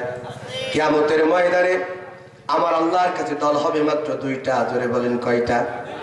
একটা দল হবে জান্নাতি, আর একটা দল হবে জাহান্নামী। এক দলকে আল্লাহ বলবে যা যা যা বান্দা, আমি তোদের প্রতি খুশি হয়েছি, জান্নাতে চলে যা। আর একটা দলকে আল্লাহ বলবে যা তোরা জাহান্নামী, তোরা আমার নিকৃষ্ট বান্দা, তোদের জন্য আমার জাহান্নাম, তোরা জাহান্নামের মধ্যে চলে যা। জান্নাতীরা চলে যাবে জান্নাতে, জাহান্নামীরা চলে যাবে জাহান্নামের মধ্যে। ও সাতক্ষীরা জেলার ভাইরা, জান্নাতি মানুষগুলো আল্লাহর জান্নাতের মধ্যে থাকবে, আর অগণিত নিয়ামত খাইবে। খাইতে খাইতে কোনো একটা দিন রব্বি কারীমের কাছে দরখাস্ত করে বলবে, আল্লাহ জীবনে ভালো কাজ করার কারণে তুমি আমাদেরকে জান্নাত দিয়েছো, আজ তোমার কাছে একটা আবদার, জীবনে একটিবারের জন্য হলেও তুমি আমাদেরকে জাহান্নামটা দেখাও। আল্লাহ রাব্বুল আলামিন জান্নাতি মানুষগুলো তো কবুল করবে। কোন একটা দিন ডাকতে বলবে, আমার জান্নাতি মেহমান ফার্স্ট ক্লাস নাগরিক, জাহান্নামটা দেখতে চায়, যা যা যা, আমি রাত তোদেরকে জাহান্নামটা দেখার অনুমতি দিলাম। আল্লাহর অনুমতি প্রাপ্ত হওয়ার পরে জান্নাতি মানুষগুলো জাহান্নামীদের দেখার জন্য রওনা হবে, জাহান্নামের গেটের সামনে যাবে। জাহান্নামের ফেরেশতা জান্নাতি মানুষগুলোকে দেখে তাড়াতাড়ি জাহান্নামের গেটটা খুলে দেবে। এবার জান্নাতি মানুষগুলো তাকিয়ে দেখবে ওই জাহান্নামের মধ্যে অসংখ্য তরুণ আর তরুণী, যুবক আর যুবতী চোখের পানি ছেড়ে দিয়ে চোরের মতন মাথা নিচু করে কাঁদছে। জান্নাতি মানুষগুলো জিজ্ঞাসা করবে, ভাই ও বোন, তোমাদের তো দেখে মনে হয় না তোমরা অসুস্থ মানুষ, তোমরা সুস্থ মানুষ, এরপরও কেন চোরের মতন দাঁড়িয়ে মাথা নিচু করে জাহান্নামের মধ্যে কাঁদো? কি এমন অপরাধ করেছো যার কারণে আল্লাহ তোমাদেরকে এই নিকৃষ্ট স্থান জাহান্নামের মধ্যে নিক্ষেপ করেছে? সাতক্ষীরা জেলার ভাইরা, হৃদয়টা নরম করে কথাগুলো শুনে যাও। জান্নাতি মানুষগুলো জাহান্নামীদেরকে প্রশ্ন করার সাথে সাথে জাহান্নামের মানুষগুলো চোখের পানি ছেড়ে দিয়ে দরদার করে কাঁদতে আর ডাকতে বলবে, ও জান্নাতি ভাইরা শোনো শোনো শোনো, এই পৃথিবীর মধ্যে যে প্রথম অপরাধটি করেছিলাম, ভুল করেছিলাম, যার কারণে আল্লাহ পাক রব্বুল আলামিন আমাদেরকে এই নিকৃষ্ট স্থান জাহান্নামের মধ্যে নিক্ষেপ করেছে, সেই জীবনের প্রথম নম্বর অপরাধটি ছিল ক্বালু লাম নাকু মিনাল মুসাল্লিন। আমরা দুনিয়ার মধ্যে সর্বপ্রথম মুসল্লি ছিলাম না, নামাজ ছিলাম না। এই নামাজ না পড়ার অপরাধে আল্লাহ আমাদেরকে জাহান্নামে নিক্ষেপ করেছে। তাহলে জাহান্নামে যাওয়া আরেকটা মানুষের প্রথম অপরাধ হবে কি? একটু কথা বলেন। নামাজ। সেই নামাজ পড়া লাগবে কি লাগবে না? আজকে মসজিদের উদ্যোগে মাহফিল, কিয়ামতের ময়দানে এই মসজিদ আমার আব্বার জন্য আল্লাহ আদালতে বিচারের কাঠগড়ে মামলা দায়ের করবে, যারা মসজিদের নিপাশে হওয়ার পরেও ওই মসজিদে যারা সালাত আদায় করে না। আছে না নাই? হেলাই খেলাই কতদিন কাটিয়েছি, একটু চিন্তা করেন। ওই যে দেখো ডাকিছে তোমায় কবরের মাটি, ওই যে দেখো ডাকিছে তোমায় কবরের মাটি, তোমার হায়াত দিন ফুরাইয়া গেছে, তোমার হায়াত দিন ফুরাইয়া গেছে, নেকামলের করছো কি? ওই যে দেখো ডাকছে তোমায় কবরের মাটি। কথা বলে ঠিক কিনা? কবরে জল লাগবে কি লাগবে না? কি নিয়ে যেতে হবে? পাপিয়ার মতন কোটি কোটি টাকা, সম্রাট ইসমাইলের মতন কোটি কোটি টাকা, মমতাজের মতন কোটি কোটি টাকা, একটাও চলবে না। এগুলো চলবে আমল। কি চলবে? ভালো কাজ করবা কবরে শান্তি পাবা, ভালো কাজ করবা না কি খাবা? হ্যাঁ, মনে করো না দুনিয়ায় তো হ্যালো আমি অমুক দলের নেতা, ছেড়ে দাও, ঘুষ চলে, আছে না? নাই টাকা দিয়ে ঘুষ দিয়ে অনেক কিছু দিয়ে ছুড়ে আসা যায়, আল্লাহর কাছে পাবা না। ঘুষ চলবে না। কোন নেতা সব চোরের মধ্যে দাঁড়াবে, যেই নেতাদের জন্য মানুষ হত্যা করেছো, যেই নেতাদের জন্য মানুষের আমানত খেয়ানত করেছো, মানুষের কাছে জোর করে সিঁড়ি নিয়েছো অর্থ, যেই নেতাদের কারণে অসংখ্য সুন্দরী নারীদেরকে মনোরঞ্জন করার জন্য সতী সাধী তাদের হাতে তুলে দিয়েছো, আল্লাহর কসম করে বলি ওই নেতাগুলো চোরের মতন দাঁড়াবে, কেউ কথা বলতে পারবে না। একমাত্র ম্যাজিস্ট্রেট পাওয়া আমার নবীকে আল্লাহ তাআলা দিবেন, বীরের বেশি দাঁড়িয়ে থাকবে। নেতা মনো তাকে, যেই নেতা ধরেছ যে নামাজ পড়ে না, যে রোজা রাখে না, হজ করে না, আল্লাহ না ধরতে ওই নেতা অপরাধী, তুমিও কি? কষ্ট হচ্ছে আপনাদের? আচ্ছা, আপনাদের কি মন খারাপ? তাহলে একজন ইমানদার মুত্তাকি হতে হলে তার জীবনের প্রথম কাজ হবে কি? কয়ক্ত করে বলে? আমাদের দেশে তো ডিজিটাল নামাজি হয়েছে। কি টাল? ডিজিটাল। শুকর আলী, কদর আলী, রমজান আলী, ঈদ আলী, আর ইদানিং বাইরে যে সিজন আলী। কি আলী? 5 বছর পর ভোট আসে, হুজুর থেকে বড় টুপি মাথায়, পাঞ্জাবি দিবে সালাম আলী। আছে না? নাই? সারা বছর টুপির গালি দিল, পাঞ্জাবিদের গালি দিল, নির্বাচন আসলো টুপি আর পাঞ্জাবি দিয়ে 5 বছর পর সালাম আলাইকুম। আল্লাহ জাতির কসম করে বলছি, ওরা নির্বাচিত হলে ওরা জাতির উপকার করবে না, ওরা সম্পদ লুণ্ঠনের জন্য আসবে। আছে না নাই? যারা সিজনের সময় টুপি আর পাঞ্জাবি দিয়ে জনগণের ম্যান্ডেট দিতে চায়, এরা জনগণের নির্বাচিত হয়ে খেদমত করতে আসে না, এরা জনগণের সম্পদ লুণ্ঠন করতে আসে। কথা বলে ঠিক কিনা? আপনি বলছেন ঠিক, রাতকে আবার 1000 টাকার কড়ি করে নোট দিলে আছে না? এরা তো সেই জাতি, আমরা একটু নাকি? এ হাত কিয়ামতের ময়দানে সাক্ষী দিবে, যে কটা ছাড়বা এ হাত। মনে করো না আল্লাহকে বলো, আল্লাহ আমি তো অন্ধকারে মারছিলাম, অন্ধকারে। তুমি কি জানো না কেরামান আর কাতিবিন আছে? পৃথিবীর ক্যামেরা ফাংশন ডিলিট হলে উল্টো পাল্টা হয়ে যেতে পারে, ব্যাটারি ডাউন হলে সব ডিলিট হয়ে যেতে পারে। তুমি কি জানো না আমি আল্লাহ তাআলা মানব সৃষ্টির সাথে সাথে কায়রামান আর কাতিবিন দুইজনের কাছে উন্নত মানের প্রযুক্তি হার মানিয়ে দিয়ে আমার তৈরি করা ক্যামেরা দিয়েছি, যারা 24 ঘন্টা তোমাদের সবকিছু মনিটরিং করছে। কথা বলে ঠিক কিনা? রাতে করবা তাও দেখবে, দিনে করবা তাও দেখবে, সমুদ্রের তলদেশে কি করবা তাও কে দেখবে? আয়াত মনে রাখবে, হাত কত কত আল্লাহ এমনি বলে নাই বান্দা ভয় করবি ভয়। শুনে রাখ বান্দা, একজন রোজাদার ব্যক্তি যদি রোজা রাখার পরে ওই গভীর সমুদ্রের তলে বসে গিয়ে যদি পানি পান করে, গোটা বিশ্বের মানুষদেরকে বলতে পারবে আমি রোজাদার। আল্লাহ বলে বান্দা আমার চোখ তুই জিন্দেগিতে ফাঁকে দিতে পারবি না। আল্লাহ বলে বান্দারে অন্ধকারের রাত, অমাবস্যার রাত, এই রাতে যত মিটিং করো না কেন, যত ভালো মানুষগুলোকে কষ্ট দেওয়ার পরিকল্পনা করো না কেন, কেউ যদি না দেখে সেটাকে আমার আল্লাহ বলে বান্দা তোদের সব কিছু আমি এই দুনিয়ার লাইটের থেকে উন্নত মানের লাইট দিয়ে সব দেখতে পাই। ভয় হৃদয় আনো, মৃত্যুর কথা ভাবো। কবর নামক জগতে যেতে হলে তোমাকে মুত্তাকি হতে হবে, আল্লাহকে ভয় করতে হবে বেশি। কাকে? সেই আল্লাহর ভয় করে আপনাদের জীবনের প্রথম কাজ হবে কি করা? ভয়ক্ত শুকর আলী, কদর আলী, রমজান আলী, ঈদ আলী, সিজন আলী, দিন আলী। কি হতে হবে? দৈনন্দিন স্রষ্টার সান্নিধ্যের জন্য মস্ততা অবনত করে 5 বার ওই মসজিদে হাজির দিতে হবে। কয়বার? যারা বলেন কয়বার? 5 বার।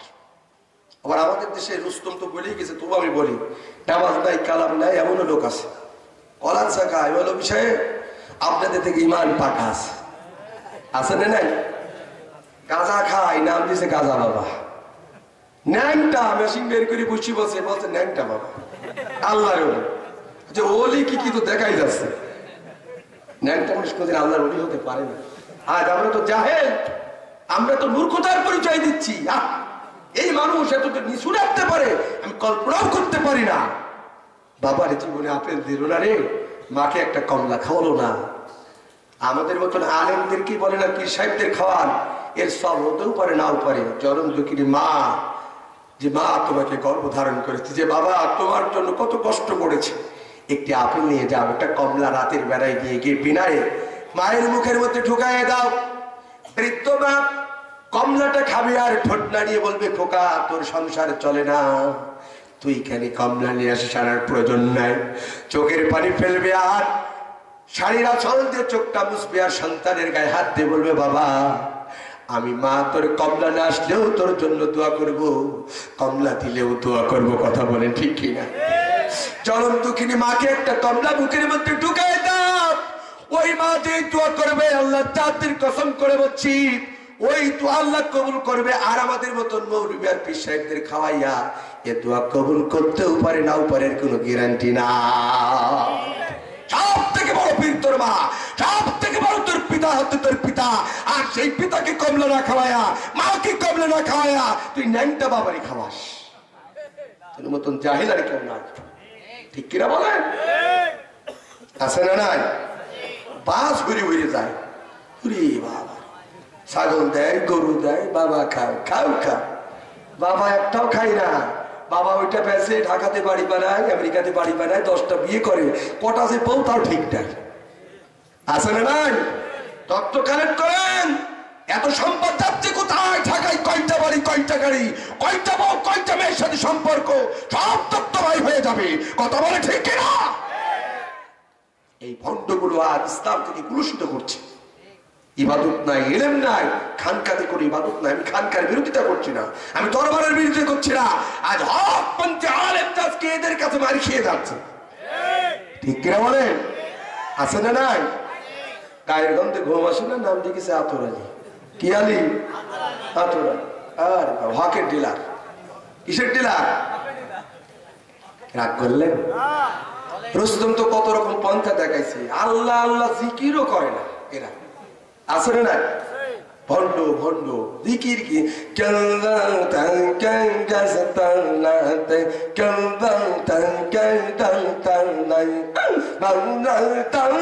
নীলা খেলা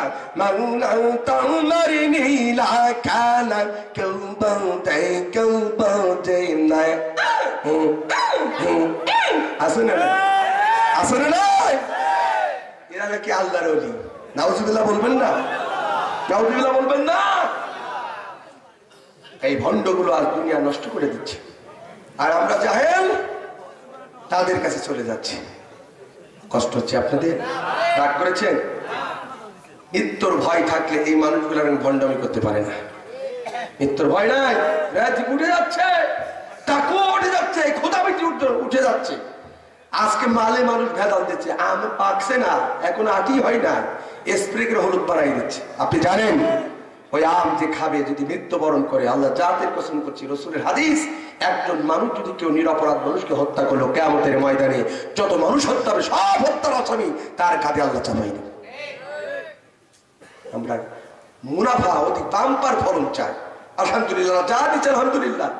এরপরও এত এত মাত্রায় আপনি কীটনাশক ব্যবহার করছেন, যেটা ক্ষতিনায়ক। একজন মানুষের কিডনি নষ্ট হচ্ছে, চোখ ড্যামেজ। আজকে হসপিটালে গেলে, ডাক্তারখানাতে গেলে ভিড় আর ভিড়। আসলে না, এটা আমাদের দুই হাতের কামাই, এটা আমাদের কামাই। আমরা অধিক মুনাফার লোভে স্প্রে করছি, তাড়াতাড়ি বাম্পার ফলন। আমে মাছি স্প্রে, লিচুতে মাছি স্প্রে, আনারসের মধ্যে স্প্রে, এরপরে আপনার তরমুজ পাকে নাই, ওর মধ্যে লাল রং দিয়ে সাদা কালার করে দিচ্ছে। আসলে না, মনে করো তুমি তরমুজের মধ্যে দেখছো, তুমি একটু সরিষার তেল খেতে পছন্দ করো, বাড়িতে সরিষার তেল আলু ভর্তা করছো, আর একজন ওর মধ্যে মেডিসিন ছেড়ে দিয়েছে, তুমি যেমন একজনের ক্ষতি করছো তুমিও শেষ। ঠিক কিনা? কামাতা দিন তুদান জৈসা করে গাইছে মেলেকা, ঠিক কিনা বলেন? আল্লাহকে ভয় করো। মানুষ যদি আল্লাহকে ভয় করতো দুনিয়াতে শান্তি আর শান্তি, অশান্তি কখনো থাকতে পারতো না। তাহলে নামাজ পড়বেন কয় ওয়াক্ত? এখানে মজার কাহিনী আছে। আমাদের যে হুজুর আছে অনেকে, আমি কিন্তু আল কোরআনের ছাত্র, অনেকে ফতোয়া দেয় ওয়াকিমুস সালাত শব্দের তো নামাজ পড়ো, নামাজ পড়লে যান না। আল্লাহ কিন্তু একথা বলে নাই। ওপেন চ্যালেঞ্জ আব্দুল কাদের জিহাদি, এনি হাউ, যখন তখন। ও আকিমুস সালাত শব্দের অর্থ শুধু নামাজ পড়ে কপালে ঘাটি বানানো নয়। ও আকিমুস সালাত শব্দের অর্থ 5 ওয়াক্ত নামাজ পড়া যেমন ফরজ, এই নামাজ তোমার পরিবার, সমাজ, দেশ, রাষ্ট্রের মধ্যে কায়েম করার চিন্তা চেতনা ফরজ করেছেন কে? জোরে বলেন কে? কোন মুফতি কি ফতোয়া দিলে সেটা দলিল নয়, কোন আলেম কোন ফতোয়া দিলে সেটা দলিল নয়, কোন খানকার পীর সাহেব কোন ফতোয়া দিয়ে এটা দলিল নয়। দলিল হচ্ছে আল্লাহর কোরআন। তুমি ঈমানদার হতে হলে 5 ওয়াক্ত নামাজ যেমন পড়া ফরজ, এই নামাজ পড় পরিবার, সমাজ, দেশ, রাষ্ট্রের মধ্যে কায়েম করার চিন্তা চেতনা ফরজ করেছেন কে? যদি শুধু নামাজ পড়েই আল্লাহ জান্নাত পাওয়া যেত, আমার নবীকে হুদের ময়দানে যদি দাঁত শাহাদাত বর্তন করতে হতো না, তাইপের প্রান্তে শরীর থেকে রক্ত ঝরাতে হতো না, আমার নবীকে 3টি বছর শাহাদাত তলের মধ্যে বন্দী থাকতে হতো না, নবীর সাহাবীদেরকে শাহাদাত বরণ করতে হতো না, বর্তমান হকপন্থী আলেমদেরকে ফাঁসির কাস্টে ঝোলা লাগতো না। কথা বলে ঠিক বলছে হুজুর নামাজ পড়লে আপেল পাই, কমলা পাই, বেদেনা পাই, বিরানি পাই, খায়। নামাজ কায়েমের কথা বলি, কেউ বলে জঙ্গিবাদ, কেউ বলে মৌলবাদ, কেউ বলে স্বাধীনতা বিরোধী। আমি ওদিকে নাই, নামাজ পড়ি আপেল খাই, ঘুম পাড়ি। আছে না নাই? আছে না নাই? যত বাধা, তত নির্যাতন, নিপুণা সুখ না কেন, রাসূল এবং রাসূলের সাহাবীদের মতো নামাজ কায়েমের উপর বিচলটাও। তাই তো একজন কবিতার ভাষায় বলছে, আসুক না যত বাধা, যত ঝড় সাইক্লোন, রাসূলের পথে মোরা চলবই, এ জীবন বাজি রেখে দিনের নিশান মোরা বাংলার আকাশে উড়াবই। মোরা কামানের মুখোমুখি দাঁড়িয়ে, মোরা কামানের মুখোমুখি দাঁড়িয়ে আল্লাহু আকবার বলবই। আসুক না যত বাধা, যত ঝড় সাইক্লোন, রাসূলের পথে মোরা চলবই, এ জীবন বাজি রেখে দিনের নিশান মোরা বাংলার আকাশে উড়াবই। কথা বলে ঠিক কিনা? আমাদের দেহে বহে জিহাদি রক্ত, প্রাণে প্রাণে বিপ্লবী ঝংকার, তাকিবীরে পাতিলের মাসনাদ, কত ভেঙে করেছি জি চুরমার, কত ভেঙে করেছি জি চুরমার। আসুক না যত বাধা, যত ঝড় সাইক্লোন, রাসূলের পথে মোরা চলবই, এ জীবন বাজি রেখে দিনের নিশান মোরা বাংলার আকাশে উড়াবই। কথা বলে ঠিক কিনা? প্রয়োজন হলে দেশের আবার মিথ্যা বলিতা বুকের তাজা রক্ত ঢেলে দিয়ে বাংলার কালপি জনস্থাগুলোকে রক্তের বন্যা দিয়ে লাল লাল করবে। তবে নামাজ কালের আন্দোলন থেকে এদেশের হকপন্থী আলেম বা কিঞ্চিত পরিমাণ পিছু পাওয়া হবে না। কথা বলে ঠিক দেবে ঠিক? তসবির দানার মধ্যেই যদি ঈমান পাওয়া যেত, তাহলে সাহাবীরা শুধু তসবির দানা নিয়ে পড়ে থাকতো। জিকির করেই যদি আল্লাহর জান্নাত পাওয়া যেত, সাহাবীরা জিকির করে আল্লাহর জান্নাত দখল করত। পাগড়ি মাথায় দিয়ে শুধু আল্লাহর জান্নাত পাওয়া যেত, সাহাবীরা পাগড়ি মাথায় দিয়ে শুধু মসজিদের মধ্যে বসে থাকতো। এইগুলোর মধ্যে ঈমানদার একটা মানুষ এইগুলো তো করবে, পাশাপাশি হকের দাওয়াত দেবে। কথা বলে ঠিক কিনা? কষ্ট হচ্ছে আপনাদের? রাগ করেছেন? আপনি আল্লাহর একটা আয়াতকে অস্বীকার করবেন, নিজের মন করা মতবাদ সমাজে জারি করবেন, আমার রাসূল আল্লাহর আদালতে মামলা দায়ের করবে। ইসলাম কারো বাবার ধর্ম নাই, কারো দাদার ধর্ম নাই, ইসলাম কোন ব্যক্তি সম্প্রদায়ের নয়। ইন্না দীনা ইনদাল্লাহি ইসলাম, ইসলাম হচ্ছে আল্লাহর পক্ষ থেকে মনোনীত দিন, মনোনীত ধর্ম। Islam is the complete code of life. Islam যে পূর্ণাঙ্গ জীবন ব্যবস্থার নাম। আর সেই পূর্ণাঙ্গ জীবন ব্যবস্থার মধ্যে যদি কেউ মানুষের তৈরি করা মতবাদ, কোন পীরের তৈরি করা মতবাদ যদি চালু করে, আল্লাহর আদালতে কোরআন মামলা করবে, রাসূল সাল্লাল্লাহু আলাইহি ওয়াসাল্লাম আদালতে মামলা দায়ের করবে। কথা বলে ঠিক কিনা? আমরা আদালতের মামলা দায়ের করুক এই কাজ করব না। করা যাবে? করা যাবে? নামাজ পড়তে হবে কায়েম, তো শুধু পড়বো না, কায়েম। এতে যতই নির্যাতন আসুক, নিপীড়ন আসুক, রাসূল মার খেয়েছে, সাহাবীরা মার খেয়েছে, তাবে তাবিন মার খেয়েছে, হতাশার কোনো কারণ নেই। আগামী দিনে বিজয় হবে মুসলমানদের বিজয়। অতি সন্নিকটে আমি বলে গেলাম আব্দুল কাদের জিহাদি সাতক্ষীরার মাটিতে অসংখ্য শহীদের রক্ত ঝরেছে, এই পৃথিবীতে অসংখ্য মায়ের রক্ত ঝরেছে, অসংখ্য বড় ইজ্জত ঝরছে। আজ প্যালেস্টাইনের দিকে তাকান, আফগানিস্তানের দিকে তাকান, ফিলিস্তিনের দিকে তাকান, ইরাকের দিকে তাকান, চেচনিয়া, বসনিয়া, সাম্প্রতিক দিল্লি এবং মায়ানমারের দিকে তাকান। কথা বলে ঠিক কিনা? এই রক্ত ঝরা মানে বিজয় অতি নিকটে। কথা বলে ঠিক কিনা? দিল্লির মুসলমানদের মসজিদ গুলো আগুন দিয়েছে, শুধু দিল্লিতে আগুন ধরে নয়, পুরো বিশ্বের মুসলমানদের কলিজায় আগুন দিয়েছে। কথা বলে ঠিক কিনা? মসজিদের মিনার গুলো ভেঙে দিয়ে হনুমান মন্দিরের পতাকা মোদীর সরকার হিন্দুত্ববাদ কায়েমের জন্য যারা উড়িয়েছে, শুনে রাখো একদিন তোদের ভারত খান কার হবে কেউ ঠেকাতে পারবে না। এটা গাজওয়ায়ে হিন্দের আবির্ভাব। মনে হচ্ছে খুব স্বর্ণকুটি, রাসূলের হাদিস, যারা গাজওয়ায়ে হিন্দের যেই যুদ্ধে যারা অংশগ্রহণ করবে, বদদিন সাহাবীদেরকে যেমন আল্লাহ তাআলা শহীদ হিসেবে কবুল করেছে, এদেরকে শহীদ হিসেবে কবুল করে নেবে। রাসূলের হাদিস, যারা গাজওয়ায়ে হিন্দে অংশগ্রহণ করবে, এরা যদি যুদ্ধে, এরা যদি জীবন যদি বেঁচে থাকে, ওরা বদদিন সাহাবীদের মতন কাজী হিসেবে আল্লাহ কবুল করবে। অতএব মুসলমান ঐক্যবদ্ধ হও। ভারত প্রতিবেশী রাষ্ট্র হতে পারে, এরা আমাদের বন্ধু হতে পারে না। মুসলমানদের পুরো বেজাতি মুসলমান হতে বন্ধু হতে পারে না। এরা যারা বন্ধুত্ব হিসাবে গ্রহণ করবে, আমি মনে করি তারা বুকার স্বর্গে বাস করবে। কথা বলে ঠিক কিনা? মুসলমানদের এখন ঐক্যবদ্ধ হওয়ার সময় এসেছে। ওয়াতাসিবু বিহাবলিল্লাহি জামিয়া, আমাদের একতাবদ্ধ হতে হবে। কে আউলি, কে বিএমপি, কে গপ্পি, কে আলিয়া, কে কওমি, এটা দেখার সময় নেই। কে পাগড়ি পরে, কে পাগড়ি পরে না, কে হাত উপরে বাঁধে, কে নিচে বাঁধে, কে আমিন জোরে বলে, কাঁদতে বলে, মুসলমানদের এটা দেখার সময় নেই। মুসলমানদেরকে ঐক্যবদ্ধ হয়ে বাতিলের বিরুদ্ধে দুর্গ আন্দোলন করে তুলতে হবে। এটাই হবে মুসলমানদের দীপ্ত শপথ। কথা বলে ঠিক কিনা? মুসলমান অনেক দুঃখ আর কষ্ট নিয়ে কথাগুলো বললাম। আপনারা মনে করেন না এইগুলো করে হিন্দুরা বিজয় নিয়ে আসবে।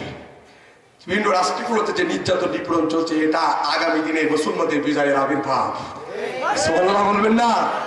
আগামী পৃথিবী হবে মুসলমানদের পৃথিবী, আগামী পৃথিবী হবে ইসলামী আন্দোলনের কর্মীদের পৃথিবী, আগামী পৃথিবী হবে আলেমদের পৃথিবী। এরা যারা ঐক্যবদ্ধ হয়ে টিকে থাকবে, এরাই একমাত্র বিজয়ের পতাকা দেখতে পাবে। আর যারা আমতামতা করবে, পিঠ বাছরের তো একদিকে যাবে, তেল মার্কা তৈল মার্কা ইমান নিয়ে যারা টিকে থাকতে চায়, ওদিকে চাই এদিকে চাও, দোদাল বান্দা কালমা সোর, না পাই শ্মশান না পাই গোর। কথা বলে ঠিক না বেঠিক? রাত গভীর হয়েছে আর নয়, আপনাদেরকে বলতে চাই পরিশেষে একটা নামাজ পড়বো। নামাজ কায়েমের পক্ষে থাকবেন তো? যদি গুলি আসে, হামলা হয়, মামলা হয়, ফাঁসি দেন, এক আল্লাহর উপর অবিচল অটল থাকবো ইনশাআল্লাহ। ইনশাআল্লাহ। যারা মাথা নত করে নাই তারাই বীর পুরুষ। যারা জালিমের কাছে মাথা নত করে নাই তাদের জন্য বিজয় দিয়েছেন কে? মুক্তাদারি শাহাদাতের পেয়ালা পান করার সাথে সাথে আল্লাহর সুসংবাদ তাদের দেরি হয় না। সেই জীবন গঠন করতে হবে। রাজি আছেন? আগামী দিনে আপনাদের সাথে দেখা হবে কিনা জানি না, তাই দুটি হাত থেকে বলে গেলাম, সুলতানপুরের মানুষকে অনেক বড় ভালোবাসি। আপনারা 5 ওয়াক্ত নামাজ পড়বেন ইনশাআল্লাহ। মুক্তাকে হওয়ার জন্য জোরে কম দেবেন না, মানে ভেজাল দেবেন না, জাতিকে ঠকাবেন না, আল্লাহর নজরেতে মুখ দেখাতে পারবেন না। একজন মানুষ নাই, সব মানুষের সামনে আল্লাহ বিচার করবে। সমস্ত কিয়ামতের মাঝে সব মানুষের সামনে বিচার করবে। আজকে একজন চোর যখন তার পত্রিকার পাতায় নাম লেখা হয়, গ্রামে মুখ দেখাতে পারে না, আসতেও লজ্জাবোধ মনে করে। ইয়াউমুল কিয়ামা, কিয়ামতের ময়দানে আল্লাহ আপনাকে চোরের বিচার করে যারা কম দিয়েছো, যারা মেলা ভেজাল দিয়েছো, মানুষের প্রতি জুলুম করেছো, সব মানুষের সামনে বিচার করবে। মুখ দেখানোর জায়গা খুঁজে পাওয়া যাবে? এটাকে সামনে রেখে বৃত্ত হবে নিশ্চিত। এটাকে ভেবে কবরে যেতে হলে ঈমান নিয়ে যেতে হবে। এই প্রস্তুতিটা আমাদের থাকতে হবে। রাজি আছেন? রাজি আছেন? আল্লাহ কবুল করুক। সকলে বলেন আমিন। পরিশেষে বিদায় লাগবে আপনাদেরকে বলে যায়, পদ্মার অন্তরলে মা বোনেরা আছেন, মাদের সম্পর্কে দুটি কথা বলতে চাই, নাইলে অসমাপ্ত রয়ে যায়। আজকের নারীদেরকে বলবো আলহামদুলিল্লাহ, মা ইসলাম তোমাদেরকে কত সম্মান দিয়েছে, কত ইজ্জত দিয়েছে। তোমাকে বধূ হওয়ার সৌভাগ্য আল্লাহ দিয়েছে, মা হওয়ার সৌভাগ্য দিয়েছে, শাশুড়ি হওয়ার সৌভাগ্য দিয়েছে, দেয় নাই? কত আল্লাহ তাআলা তাদের সম্মান এবং ইজ্জত দিয়েছে। আজকে মেয়েরা মেয়েদের কারণে ধর্ষিত হচ্ছে, নির্যাতিত হচ্ছে, নিপীড়িত হচ্ছে।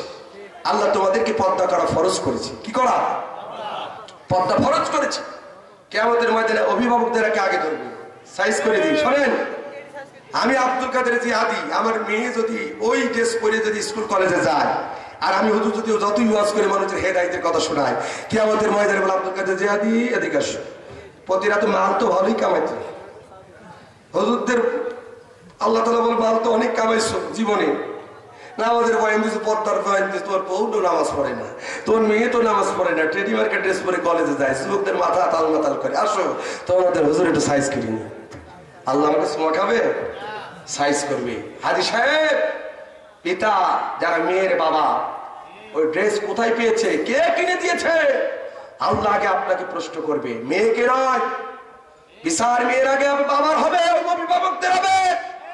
যারা মেয়েদেরকে বেহায়াপনা নিরজ্জকর পোশাক কিনে আভিজাত্যের সোয়ালে গিয়ে দুনিয়ার মধ্যে তাদেরকে মডেল বানাতে চেয়েছ, যারা দুনিয়ার মধ্যে সুন্দরী যাবে জাতির কাছে পরিচিতি দিতে চেয়েছ, এদের বিচার আগে আল্লাহ করবে, এরপরে মেয়ের বিচার করবে।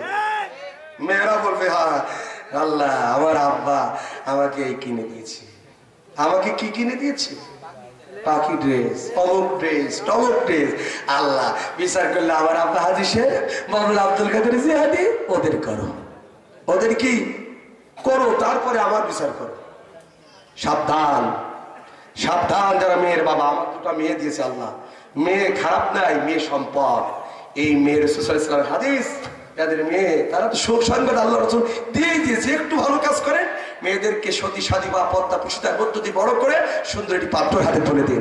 ছেলেটি দিন মজুর হোক, কিন্তু সিগারেট খায় না, ইয়াবা সেবন করে না, মাদক সেবন করে না, ছেলেটি 5 ওয়াক্ত নামাজ পড়ে, হাত দিয়ে কর্মঠে হালাল রিজিক ইনকাম করে, হাতে তুলে দাও।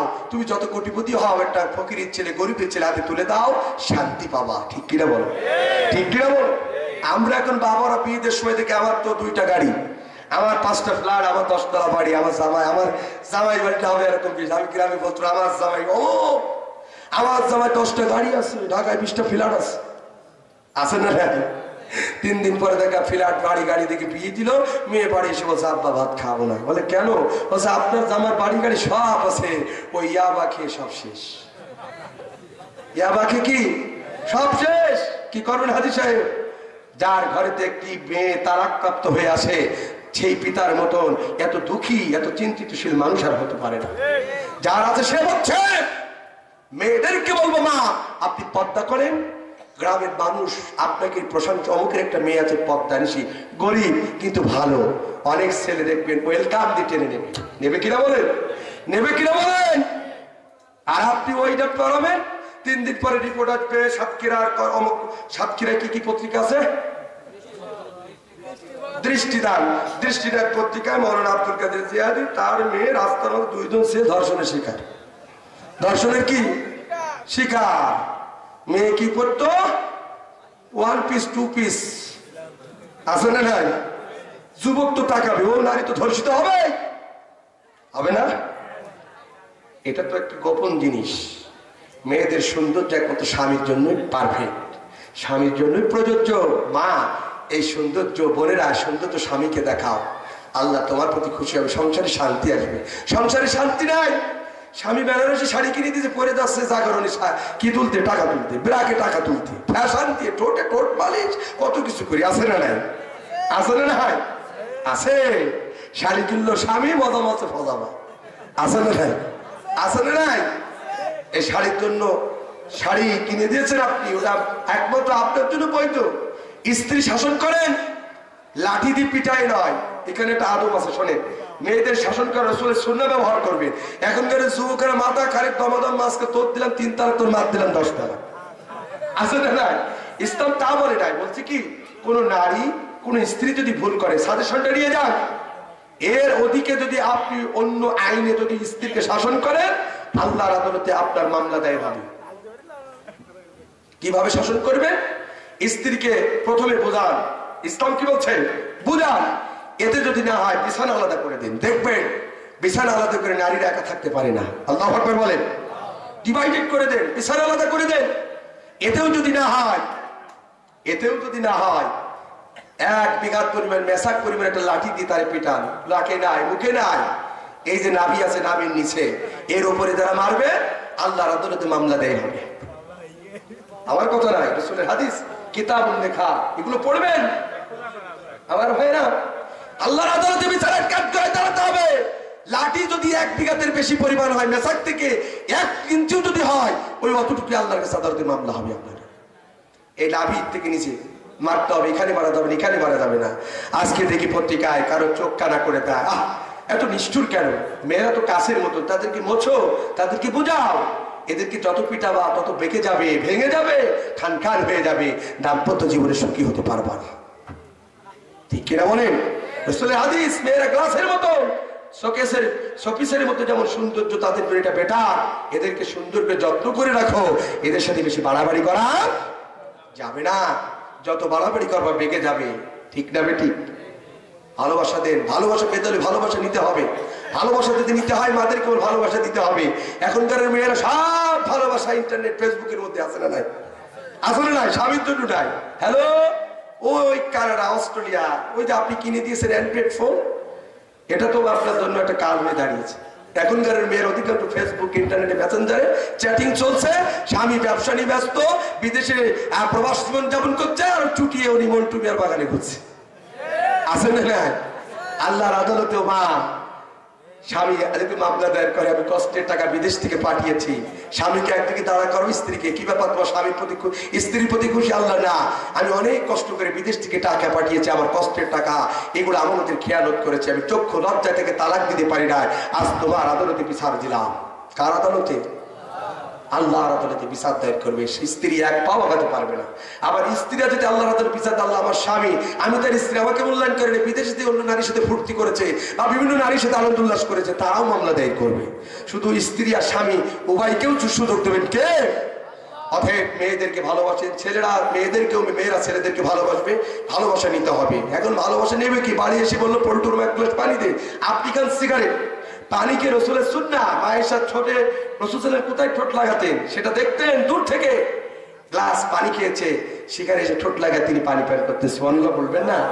এই জন্য তাদের ঘরে ছিল রহমত আর বরকত। আর আপনি সিগারেট ধরেই আবার সেবন করেছে, পল্টুর বা পানি দেও, তো পানির গ্লাস দেখলেই দৌড়াবে। ঠিক কিনা? দৌড়াবে কিনা? ভালোবাসা নিতে বাড়ি আসেন, যাই কিছু করেন, ব্রাশ করে ফ্রেশ হয়ে যান, এগুলো সুন্নাহ। লেপড়ে সেপড়ে এসে স্ত্রীর কাছে যাওয়া যাবে না। স্ত্রীদেরকে বলছি, দামি শাড়ি, দামি গহনা, অলংকার, যেগুলো সুন্দর পরিপাটি হয়ে দাম্পত্য জীবনে সুখী হবা, স্বামীর মনোরঞ্জন করো, এগুলো দিয়ে সংসারে শান্তি আর রহমত বরকত হবে। সুবহানাল্লাহ বলেন। আল্লাহ তাআলা মাহমুদদেরকে বোঝার তৌফিক দান করুন, বাপজান ভাইদেরকে বোঝার তৌফিক দান করুন। সকলে বলেন আমি। অনেক কথা ছিল, আর কিছু নাই। পরিশেষে একটাই কথা, আমাদের মৃত্যুবরণ করতে হবে। কে বলেছেন? এই মৃত্যুর কথা চিন্তা করে আল্লাহর ইবাদত করতে হবে, আল্লাহকে বেশি ভয় করতে হবে। আর কোরআনের শাসন যেই রাষ্ট্রে থাকবে সেটা শান্তি, যেই রাষ্ট্রে থাকবে না সে রাষ্ট্রে অশান্তি। কথা বলে ঠিক কিনা? তা আপনারা শান্তি চান না অশান্তি চান? শান্তি আনতে গেলে যদি কোরআনের শাসন কায়েম করতে গিয়ে রক্ত দিতে হয়, রাজি আছেন? জীবন দিতে হয়, রাজি আছেন? আমৃত্যু কারাদণ্ড বরণ করতে রাজি আছেন? ফাঁসির কাস্টে যদি চলতে হয়, কারা কারা প্রস্তুতি? হাত তুলে আল্লাহকে দেখাও। নারায়ে তাকবীর। আল কোরআনের আলো, আল হাদিসের আলো, নারায়ে তাকবীর। যা বলেছি আল্লাহ আমাকে এবং আপনাদেরকে আমল করার তৌফিক দান করুন। আবার যদি কোনোদিন সুযোগ আছে কথা হবে। আসসালামু আলাইকুম ওয়া রাহমাতুল্লাহি ওয়া বারাকাতুহু। আমার আব্বা জান আল্লাহ আল্লাহুম্মা আমিন রব্বানা যালামনা আনফুসানা ওয়া ইন লাম তাগফির লানা ওয়া তারহামনা লানাকুনান্না মিনাল খাসিরিন। আল্লাহ, বাংলাদেশের একটি জেলা, সাতক্ষীরা জেলা, অসংখ্য মানুষের রক্তে ভেজা যে জমিন, সেই জমিন থেকে তোমার দরবারে হাত তুলেছি। সুলতানপুর আমর ফারুক জামে মসজিদের উদ্যোগে আয়োজিত আজকের এই মাহফিল এবং এই মাদ্রাসার উদ্যোগে আমরা যারা আলোচক আর যারা শ্রবণকারী আর যারা ব্যবস্থাপনাকারী, উভয়ের মধ্যে যদি কোনো ভুল হয়ে যায় তুমি মাফ করে দাও। আর যদি কোনো সওয়াব হয়ে থাকে, সর্বপ্রথম সোনার মদিনায় নবী পাকের রওজা মোবারকে হাদিয়া সবটুকু বখশায় দাও। আল্লাহ, আমরা যারা হাত তুলেছি, কতজনের মা নাই, কতজনের বাবা নাই। আল্লাহ, গভীর রাত্রে যে মা হারা বাবা হারা সন্তানগুলো তোমার দরবারে হাত তুলেছে, মেহেরবানি করে ওই মায়ের বাবের কবরগুলোকে তুমি জান্নাতের টুকরায় পরিণত করে দাও। আল্লাহ তাআলা ওরা বিশ্বের মুসলমানেরা নির্যাতিত নিপীড়িত, আমাদেরকে ঐক্যবদ্ধ এক প্ল্যাটফর্মে আসার তৌফিক দান করে দাও। আমাদেরকে ৫ ওয়াক্ত নামাজি বানায় দাও। নামাজ কায়েম হোক সমাজের মধ্যে, সেই যোগ্যতা গুণাবলী আমাদের প্রতিটা মানুষের হৃদয়ের মধ্যে পয়দা করে দাও। আল্লাহ আজকের মাহফিলের সভাপতি মুরব্বী মানুষ যাদের জুতাবদ্ধ যোগ্যতা আমার নাই, সেক্রেটারি মহোদয়, অনেক মসজিদ কমিটির সদস্যবৃন্দ, মাদ্রাসা কমিটির সদস্য, ইমাম, মুয়াজ্জিন, হুজুর সহ আল্লাহ সাধারণ জনতাদের মা বোনদেরকে হাত তুলেছি। আল্লাহ গভীর রাত্রে তোমার কাছে ফরিয়াদ করে বলি, যার হাতখানা তোমার দরবারে পছন্দনীয় হয়ে যায়, তার হাতের বদৌলত আজকে তো কবুল করে নাও। আল্লাহ তাআলা মসজিদ থেকে তুমি কবুল করে নাও, এই মসজিদের মুসল্লিদেরকে কবুল করে নাও, মসজিদের জমিদাতা, মসজিদের বর্তমান কমিটি, অতীতের কমিটি যারা আছে সবাইকে আল্লাহ তাআলা রিজিকে বরকত দাও। যারা বিদায় নিয়েছে কমিটি তাদেরকে শহীদ আল্লাহ তাআলা তাদের কবর দাও তুমি মাফ করে দাও। আল্লাহ তাআলা যারা টাকা দিয়ে পয়সা দিয়ে বিবেক দিয়ে মাহফিলকে সহযোগিতা করেছে, মাদ্রাসাকে যারা সহযোগিতা করেছে তাদেরকে কবুল করে নাও। মাশরাফি মাদ্রাসা হাফেজ সাহেবকে কবুল করে নাও। আল্লাহ তাআলা সাতক্ষীরার মাটি ইসলামের ঘাঁটি, এই জনপদে অসংখ্য মানুষের চোখের পানি যারা তোমার কাছে টুকরে টুকরে কেঁদে কাঁদে যারা বিচার দেয়, আল্লাহ জমিনের মানুষের চোখের পানিকে ফিরিয়ে দিও না। আল্লাহ এই জমিনের মানুষদের দোয়া কবুল করে নাও। আল্লাহ একজন দোয়া চেয়েছে, আল্লাহ যে আশাই দোয়া চেয়েছে তার মনে আশা কবুল করে নাও। আল্লাহ মা বোনেরা দোয়া চেয়েছে পদ্মার অন্তরালে, মাদেরকে পদ্মানিশী বানায় দাও, খাদিজার মতন, নাইমা আয়েশার মতন আল্লাহ তাদের জীবনযাপন করা তৌফিক দান করে দাও। আল্লাহ যেই বাড়িতে খেয়েছি বড় মনের মানুষ, হৃদয় ভরে মানুষকে খানা খাওয়াইছে, একজন ভাটা ব্যবসায়ী, আল্লাহ তুমি তার রিজিকের মধ্যে বরকত দাও। রব্বুল কারীম পরিশেষে তোমার কাছে ফরিয়াদ করে বলি, আল্লাহ যারা বাংলার জমিনে আল ইসলামী আন্দোলন করতে গিয়ে শাহাদাতের পেয়ালা পান করেছে তাদেরকে শহীদ হিসাবে কবুল করে নাও। আল্লাহ এই জমিনটাকে একবারের জন্য হলে ইসলামের জন্য কবুল করে নাও।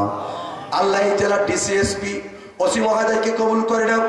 যারা সুন্দর মাহফিলের পারমিশন দেয় আল্লাহ তাদেরকে কবুল করে নাও। আল্লাহ বেশি বেশি করে আল্লাহ তাদের মধ্যে খোদাভীতি, তাকওয়া, কোরআনের রঙে রঙিন হতে পারে সেই ব্যবস্থা করে দিও। আল্লাহ আমি অসুস্থ মানুষ, আমার মতন যারা অসুস্থ তাদের শেফায়া কামিলা আজলা দান করে দাও। আল্লাহ সুলতানপুরে যে মসজিদে আমি জীবনে প্রথম এসেছিলাম, আল্লাহ ওই মসজিদে মাহবুব ভাই নামে একটা ছেলে ছিল মাছ ব্যবসায়িক, আল্লাহ তাকে কবুল করে নিও। এই সুলতানপুরের মাটিও মানুষ আমাকে ভালোবাসে, আল্লাহ প্রত্যেকে কবুল করে নাও। সুবহান রাব্বিকা রাব্বিল ইজ্জাতি আম্মা ইয়াসিফুন, আসসালামু আলাল মুরসালিন, ওয়ালহামদুলিল্লাহি রাব্বিল আলামিন। আমিন আমিন বিরহমাতিকা ইয়া আরহামার রাহিমিন। আসসালামু আলাইকুম।